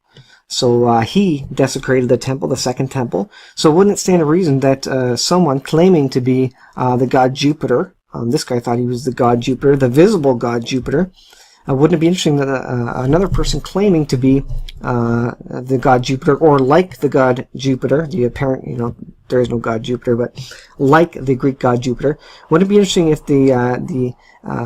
not the dress rehearsal, but the actual live performance, the end of the end of the book, the end of the world situation, the desecration of the third temple, the person who sits on it, wouldn't it be interesting if that person described himself as the god Jupiter, or like the god Jupiter. He acted as though he really were Jupiter, and the people called him Epimanes, meaning the madman. He was violently bitter against the Jews and was determined to exterminate them and their religion. He devastated Jerusalem in 168 BC, just like we read in Ken Hoven's What on Earth book that we're covering. Defiled the temple, offered a pig on its altar, erected an altar to Jupiter, prohibited temple worship, forbade circumcision on the pain of death, sold thousands of Jewish families into slavery, and it goes on. So when the Antichrist desecrates the third temple, again, these are dress rehearsals. These things have happened in the past, 168 BC into the second temple. This is a dress rehearsal of what's to come. So the fact that we have Macron saying, I want to rule like a Roman god. Let's go to, this is Breitbart here. Let's see if I can pull this up here. Emmanuel Bonaparte, Macron declares he will govern like a Roman god. There he is, the guy himself. Could that be the Antichrist? someone's going to be the Antichrist one of these years in history, and we're getting pretty close to the end times. Next, we see representatives from different monotheistic religions come together to perform a ritual. Judaism, Christianity, although it looks Catholic, and Islam are being represented here. The ritual was done as a service to those who lost their lives while building the tunnel. Nevertheless, it's hard to think that this isn't part of the move towards a one-world religious system.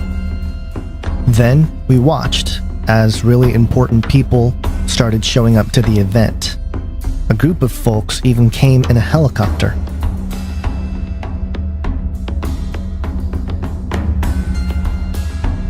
The outdoor location of the beginning of the ceremony had a spinning wheel, probably representing the drill they used to build the tunnel, but then again, it can have more significance in terms of a gateway about to be opened.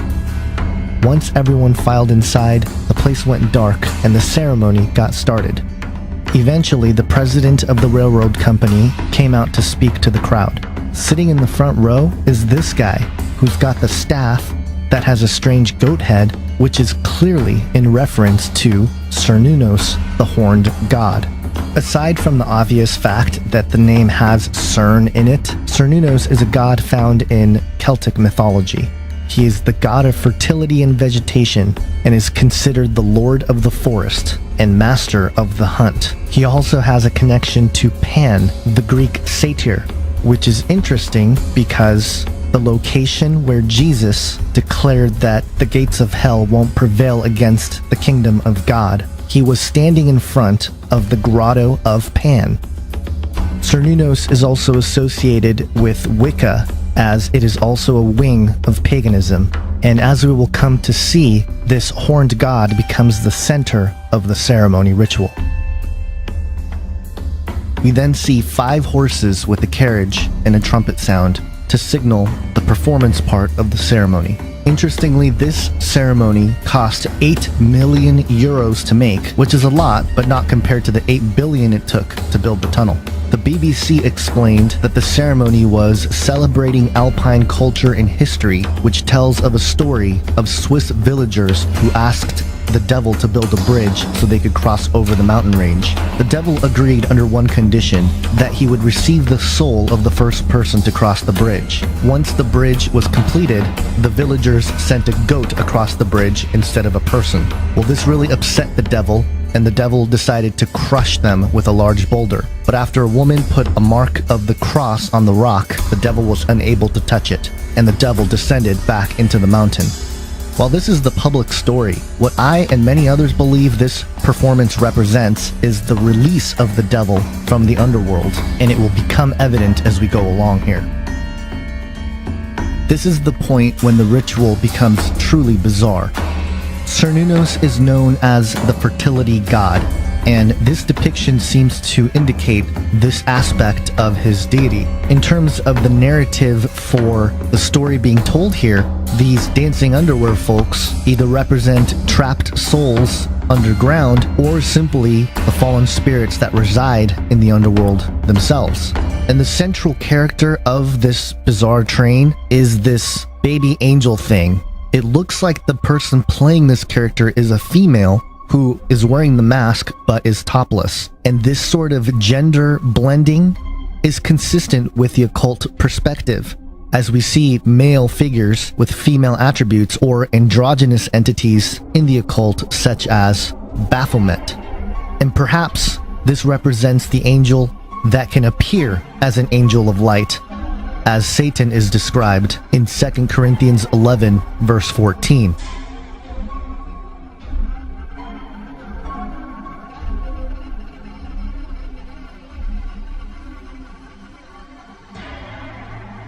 Next, we see a man with chains on his hands trying to break out.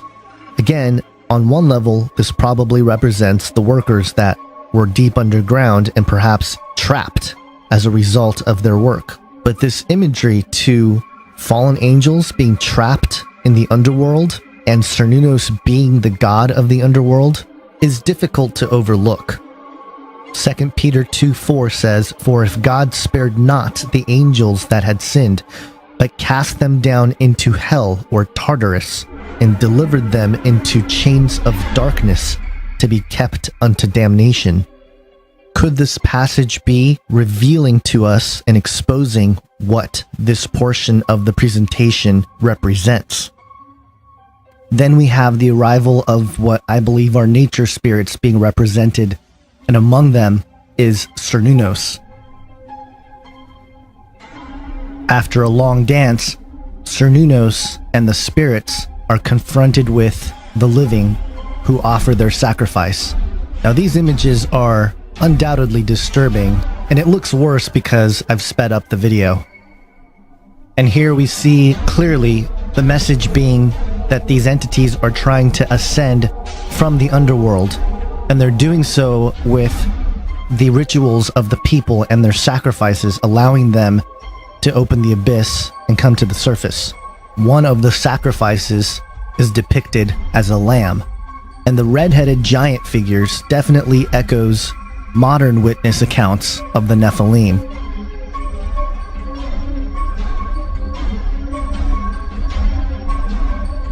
After this chaotic section of the ceremony, we see a yodeler and another goat lead into industrialism or civilization. You have the military represented, you have the people represented, and you even have the Pope represented. The elements of nature worship are pretty clear and continue throughout.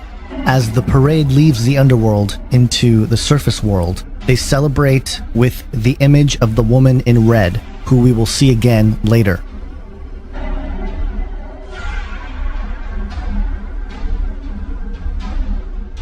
And if you thought that was weird, wait till we see all the stuff that they did above the ground.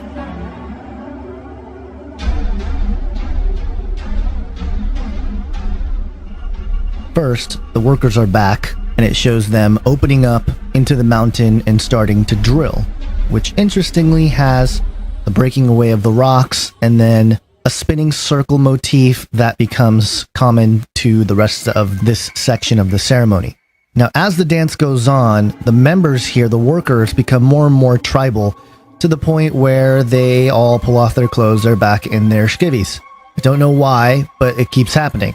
The sequence that shows 3 workers turn into 3 spirits is very interesting.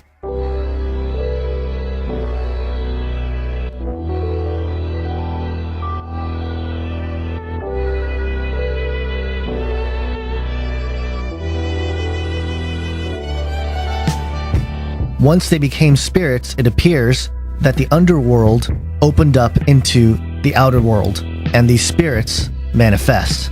And it opens up the gateway to allow through Cernunnos and the gang. And isn't it interesting that in Revelation 16:13, it says, "And I saw coming out of the mouth of the dragon, and out of the mouth of the beast, and out of the mouth of the false prophet, 3 unclean spirits like frogs." We then see the 3 beetles. Now, beetles in Egyptian mythology and Gnostic teachings signifies immortality and regeneration, which is interesting because this is exactly what we saw here being represented. And perhaps what is happening here is that beings like Cernunnos, demons, fallen angels, are trying to display their immortality by regenerating into our world again, as they once did in the past. There are several things to notice here. The eyes all around being a spiritual motif that we find on angels in the Bible. But then it gets even worse.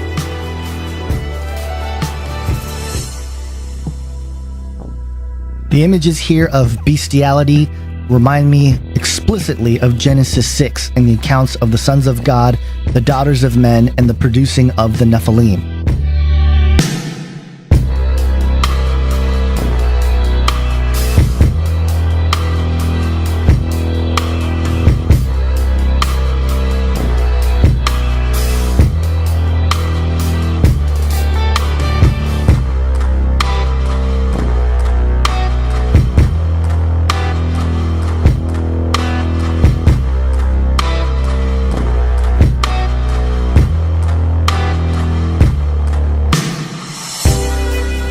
The last part of this ceremony shows the people from the crowd come forward and all gather at the world tree, an upside-down tree, clearly indicating the underworld.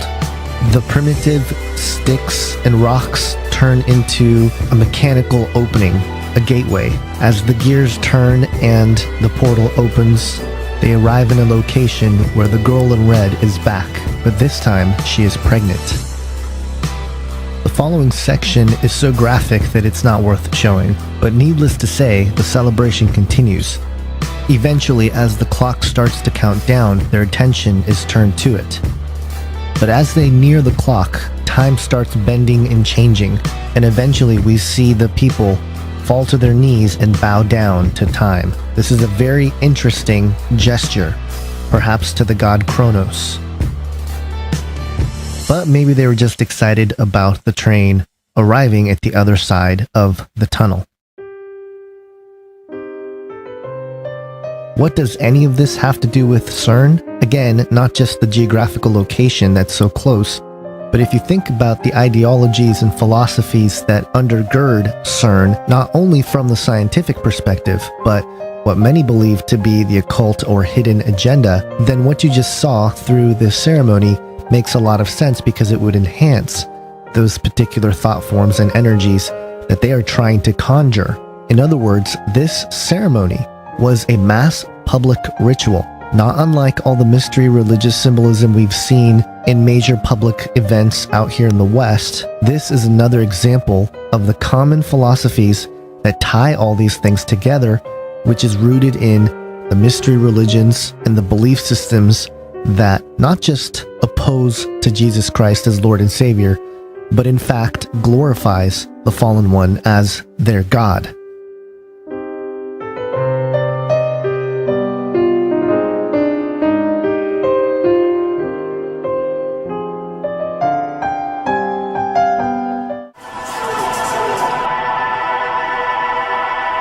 He who occupies the top of those mountains can literally shape the agenda that forms nations.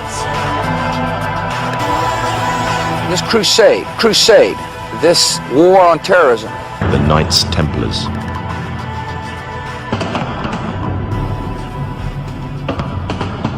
In Jerusalem, the Templars began to deviate further and further away from the practices of Christianity. They learnt the secret arts of the Kabbalah, an ancient form of Jewish magic, along with its dark rites and rituals. In 1717, the Templars made their reappearance in Europe. They had grown in both number and strength, and were now ready to coin a new identity, free from their reputation of the past, and given credibility by none other than the monarchy and aristocracy of England. And the name they chose for themselves was a name that would be known by many, but understood by a few. This new name, the Freemasons.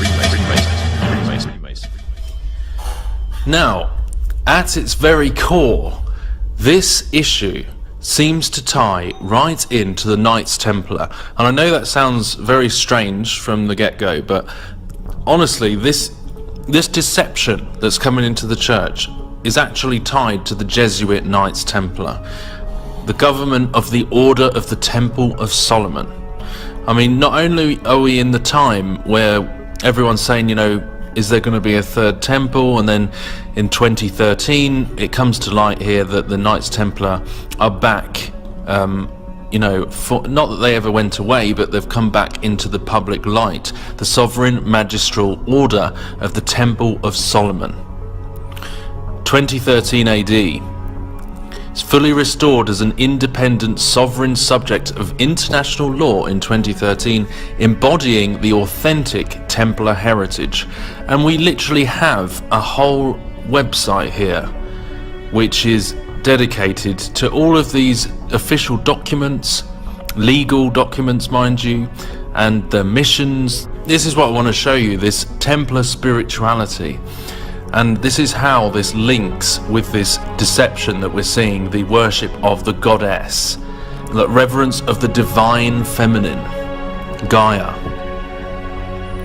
The temple rule proves that the Knights Templar were always dedicated to honouring the divine feminine principle as the spiritual feminine aspect of God. So you can see how this ties to the Roman Catholic Church, to the Jesuits, to Allah, the moon goddess, and to all of these false religions, but also this pagan New Age, which is actually the Old Age Babylon agenda, and the throwing out of this masculine. We see all these attacks on God and the Old Testament and the truth of God, and turning into this airy-fairy, emotional, experiential deal without boundaries, without restrictions, without commands. And all of this stuff is tying into, when you come to its very core, the conspiracy at its very heart of the New World Order, the Antichrist, the paganism, the Babylon agenda, New World Order, is actually rooted in the Knights Templar, who never went away, but now in 2013 have officially come out into the public and declared themselves sovereign, a sovereign entity without territory, but sovereign nonetheless. So it's all about Gnosticism and Christian mysticism, the divine feminine. The uniquely ancient and diverse heritage of Templar spirituality was fully disclosed to the Vatican and officially endorsed by the Roman Catholic Church. Authentic Templar spirituality is a form of esoteric Gnosticism which is wholly compatible with the canonical Christian mysticism of classical Catholicism. Gnostic spirituality primarily concentrates on personal divine communion through the Holy Spirit. Here we go, look, Templar chivalry, look at this. This is the picture of the Pope with all the world leaders of religions, of false religions. Hinduism, Islam, Baha'i. And this is what they are showing. And at the bottom of the page we can see all of these emblems which say a lot. Pontifical protection, recognized by 5 Vatican papal bulls as Templar guardians of the Church. Cooperation with Islam. Look at that, cooperation with Islam as a tool of the Jesuit Knights Templar. Look at this. The Knights of Saladin under Templar sovereign patronage. Diplomatic relations with the United Nations with the crest of Rome. Ladies and gentlemen, the President of the United States. Governor Peabody, members of the faculty, ladies and gentlemen. It is a great pleasure to come back to a city where my accent is considered normal.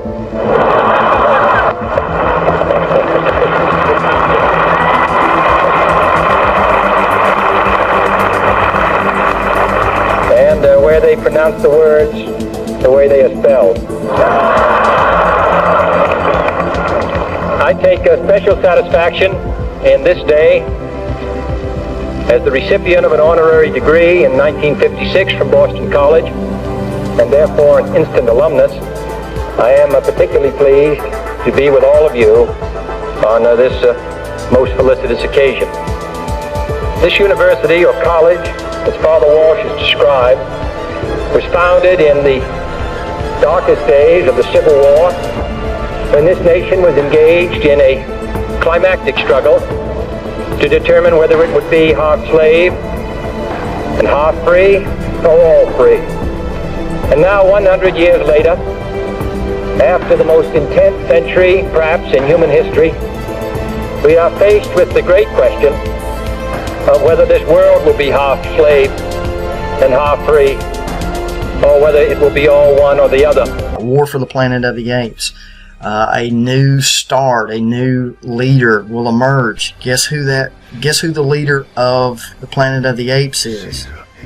His name is Caesar. It's picked for a reason. They're just telling you subtle ways all through the movies and media. And on this occasion, as in 1863, the services of Boston College are still greatly needed. It is good also to participate in this ceremony, which has honored 3 distinguished citizens of the free world, President Pusey, Father Bunn, and our friend from the world of freedom, Lady Jackson. Boston College is 100 years old by the lifespan of men, but young by that of universities. In this week of observance, you have rightly celebrated the achievements of the past. And equally rightly you have turned, in a series of discussions by outstanding scholars, to the problems of the present and the future. Learned men have been talking here of the knowledge explosion. And in all that they have said, I am sure they have implied the heavy present responsibility of institutions like this one. Yet today I want to say a word on the same theme, to impress upon you as urgently as I can the growing and insistent importance of universities in our national life. I speak of universities because that is what Boston College has long since become. But most of what I say applies to liberal arts colleges as well. My theme is not limited to any one class of universities, public or private, religious or secular. Our national tradition of variety in higher education shows no sign of weakening, and it remains the task of each of our institutions to shape its own role among its differing systems. In this hope, I am much encouraged by a reading in this last week of the remarkable encyclical Pacem in Terris. In its penetrating analysis of today's great problems, of social welfare and human rights, of disarmament and international order and peace, that document surely shows that on the basis of one great faith and its tradition, there can be developed counsel on public affairs that is of value to all men and women of goodwill. As a Catholic, I am proud of it, and as an American, I have learned from it. Under the sumptuous dome of Les Invalides in Paris, Napoleon Bonaparte's tomb. 200 years after his death, the French president led commemorations for one of France's most famous leaders. Emmanuel Macron said Napoleon was a brilliant general, a visionary who transformed France, but that it was also time to acknowledge some of the more brutal aspects of his rule. De l'Empire. Nous avons renoncé au pire. We have renounced the worst of the empire and embraced the best of the emperor. To commemorate this bicentenary is to say this, simply, serenely, without giving into anachronism, which would consist of judging the past with the laws of the present. Napoleon forged his destiny in the French Revolution. A gifted military leader and fiercely ambitious, he was crowned emperor at 35 and went on to dominate Europe. He created many of France's institutions, and his Napoleonic code still defines civil law. But his lust for power cost many lives. Napoleon Bonaparte was a deeply complex person, both a progressive and an autocrat, so how he should be remembered increasingly divides people in France. The western port of Nantes was the centre of France's slave trade.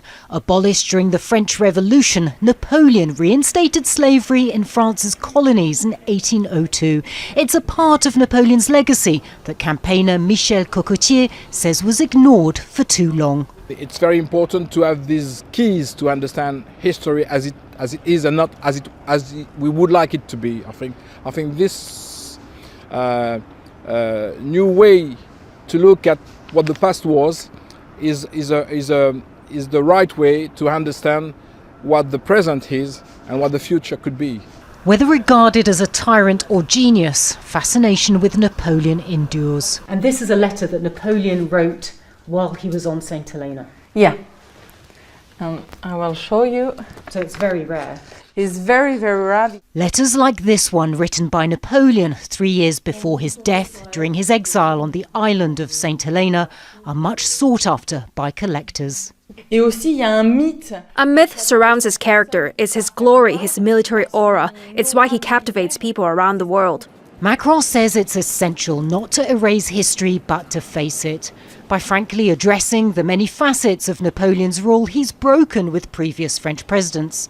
Reassessing Napoleon's legacy may frustrate some, but it can also offer a richer understanding of France's past. Napoleon, Alexander the Great, Donald Trump, we're all cut from the same cloth. This morning, the Trump campaign revealing the endorsement of 88 retired U.S. generals and admirals. The group signing a letter that in part rips the Obama administration. Quote, America's armed forces have been subjected to a series of ill-considered and debilitating budget cuts. With me now is one of the 88 military officials who signed that letter, retired Brigadier General Remo Butler. Welcome, sir. Thank you very much, Carol. How are you this morning? I'm good. I'm good, and thank you so much for being here. Why did you throw your support behind Donald Trump? I threw my support behind Donald Trump primarily because of some of the military people that he has surrounded himself with. And when I say that, I'm not saying it lightly. I'm saying that Donald Trump has surrounded himself with what I consider military leaders, warriors. You guys know what this represents? Well, maybe it's the calm before the storm. What's the storming? Could be the calm before the storm. What storm is We have the world's great military people in this room. I will tell you that. And we're going to have a great evening. Thank you all for coming. Thank you. What storm, Mr. President? You'll find out. Do you really believe the stories about the beast?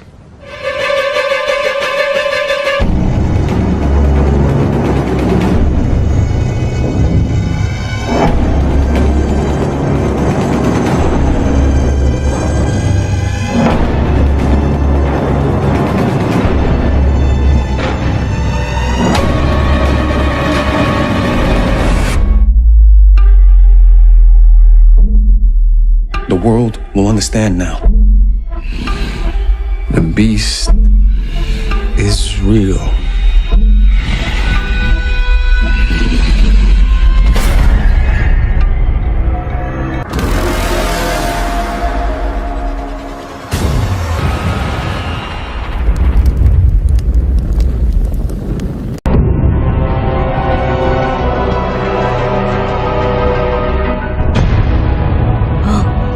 That's before September 2044.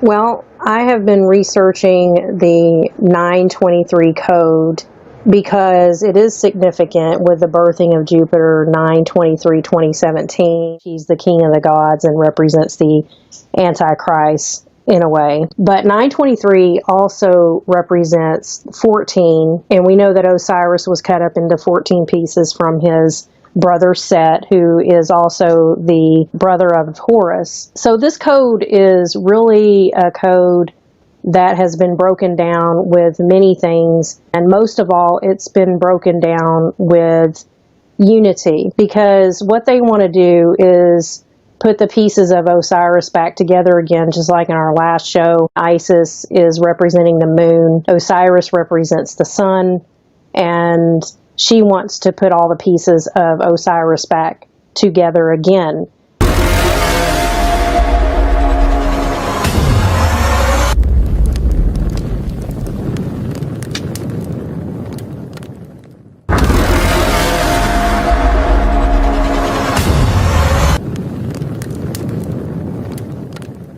When Chekhov saw the long winter, he saw a winter bleak and dark and bereft of hope. Yet we know that winter is just another step in the cycle of life. She called us, Miss Thursday morning, 9:23. I thought, okay, this is it, here we go. Do you believe this? I don't know what's going on. You never know what's going on. Thank you. Agent Dunham, I need immediate evac. 923 Church Street. There's a device on the 47th floor. Nicely done. I'm going to take you back to 2004 to a movie called God Sent. Okay, the movie is Godsend. Now, this is also a play on words, also how the elite work. Also, this is very important. When I say a person, oh man, you are a godsend. Oh man, she showed up, man, you're a godsend. That means that you're, man, I'm blessed. I'm glad you showed up. You saved the day. You're a godsend. Okay. Now, this is very important, is if I say to you just simply godsend, Godsend, godsend, separate it, God's end. So it's the same word, but pronounced or said another way, and how you perceive it. God's end, God's sin. So it's one way is viewed as sounds great, the other doesn't sound so great. Here's another example. I'm going to say a statement, and then based on how you perceive it and where your mind is at the time, you will hear it a different way. Not everybody will agree when they hear it. And here's the statement. I won't sin. I won't sin. Okay? Now, you can perceive that as I won't, or I will not sin. Okay? I will not sin. I won't sin. Or I won't sin. I-W-A-N-T, sin. See? Depending on how you perceive it, it's two different outcomes. Same statement, but perceived two different ways. And there's a lot of that going on in today's media, music, movies, everywhere. Perceiving it. That's why conspiracies are right out in the open. They're not hiding anything. It's how you're taught to see them and perceive them and read them. That's the only really difference. And I don't understand why certain people can't see it, but I understand how the secret societies and things, how they work. So let's go back to Godsend, 2004. It's about a couple. They agree their deceased son, they're going to have him cloned, bring him back from the dead years after, like a rebirth, resurrection again, okay? God's end. So they're telling you something actually in the title, two things. And it's very, very subtle to catch it, but like the tagline even tells you is, when a miracle becomes a nightmare, evil is born. See, there's a miracle mixed with a nightmare, the two. It is also the dark and the light, the black and the white, the Masonic. There's something that's not right. There's something that is right, but it's not quite right. And they're telling you things. It's a godsend, it's great, or it's God's end, which is terrible. And what are they talking about here? Same thing I'm showing you is there's coming a time where the body, which once you realize we are the temple of God. Sorry folks, that if you don't believe in that, I'm sorry, but this is the ultimate game. This is it, guys. The one game is if once you understand where the enemy is focused, it is us. It is the temple of God, humanity, the human brain, mind, all of this stuff for your soul. Okay, so they're resurrecting the son, Adam. Going to resurrect him. But here's where I'm going to connect some more dots for you guys. Everybody made plenty of videos, and they have over the years. This year it's no different, of 9/23. Listen to me, people. 9/23, September 23. Do you understand? I'm going to tell you why you see this all over the place and the number of 9/23. Listen, this is it. I'm telling you, is in prophecy, the secret societies, the Freemasons, Rosicrucians, they all believe in a last kingdom that will be resurrected. Even in the Holy Bible, the last kingdom of iron and clay is a Holy Roman Empire. That's why it's sitting around this country. We still have pieces of it. The Senate, the Hill, You look on the municipal buildings, they have Roman gods everywhere. It is a resurrected Roman Empire, and the first Roman emperor was Augustus Caesar. Okay? He was born, here we go, September 23rd, 63 BC. 3 sixes, 666. I mean, it's all intertwined. He is the first Roman emperor. That's why that's dedicated that number, that's on that day. And they believe in a resurrected Roman Empire for a reason. The Holy Roman Empire, the imperial banner is the double eagle. Get it, folks. Double eagle, double phoenix, doesn't matter. It's all the same. A new world order. It's all the same. And they believe in that one day that it will be resurrected. It's in the works now. That's why they do what they're doing. And here you go. Listen, I go even further here. Adam Duncan. Here's the tagline. It's even on the movie poster. I don't know if you can see. I couldn't find a good copy of it. He was born December 11th, 1987. He died December 12th, 1995. He was reborn September 23rd. Are you seeing here? They're telling you something. That's it. They believe Adam Duncan going to be reborn. He's going to be a duplicate, an antichrist, born 923. But even if I can't predict where you are, I can turn the walls to glass. I should thank you. I'd almost forgotten the excitement of not knowing. The delights of uncertainty.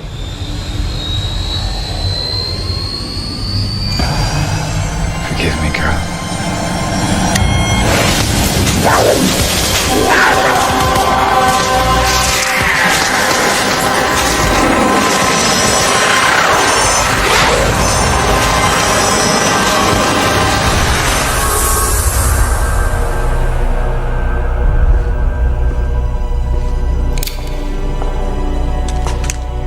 Such a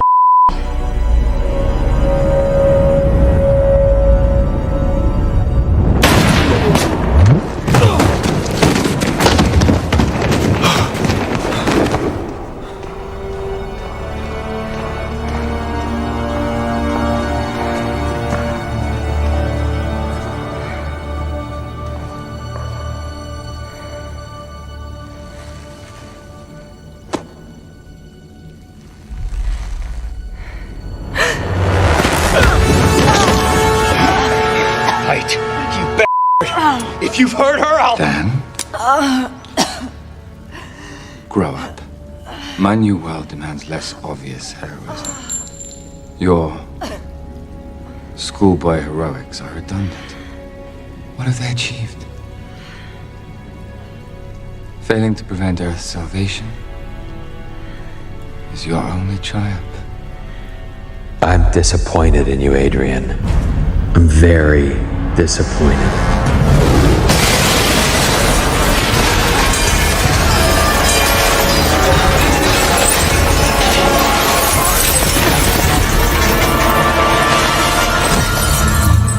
Reassembling myself was the first trick I learned.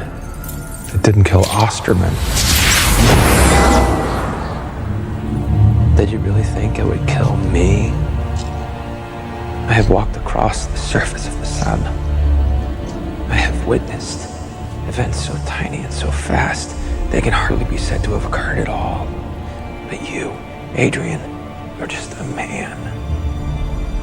The world's smartest man poses no more threat to me than does its smartest termite. What's that? Another ultimate weapon? Yes. You could say that.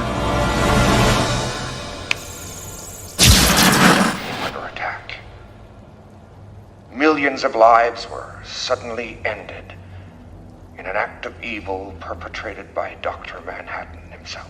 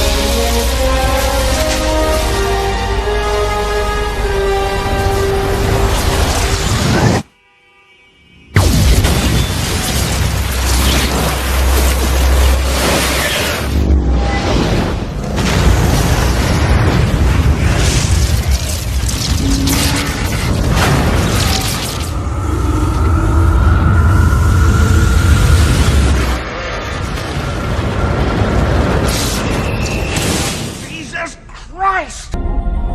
We know these things are coming, but we don't fixate on them all the time. What we do is we want to keep our focus on Christ. When you're not fearful and you find your place in Christ, Psalm 91 is a great prayer of protection for the Christian believer, that if you claim that scripture for yourself and dwell in the hiding place of Jesus Christ, he will protect you. There's promises in that scripture for you. Just lean on Christ, surrender to Christ, believe that Christ and everything he says he means, and they're all promises that you can take to the bank. And we will persevere and stand in this time. It's the greatest time to be alive. It's the greatest time to be witnessing the return of Jesus Christ. It's the greatest time in human history.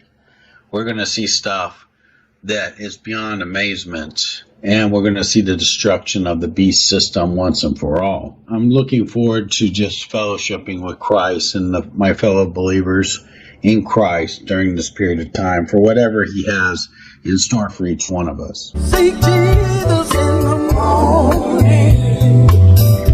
Seek Jesus in the noonday hour. Seek Jesus in the evening before the sun is going down. He said, and it shall be given to you. Seek and you shall find. Knock and the door will be open to you, and he will come on in and talk with you. Hallelujah. Yes, he will. He'll come in. He'll come in. If you're seeking, he'll come in. If you're seeking, he'll come in. Bless your name, Jesus. Bless your name, Jesus. Thank you, Jesus. Thank you, Lord.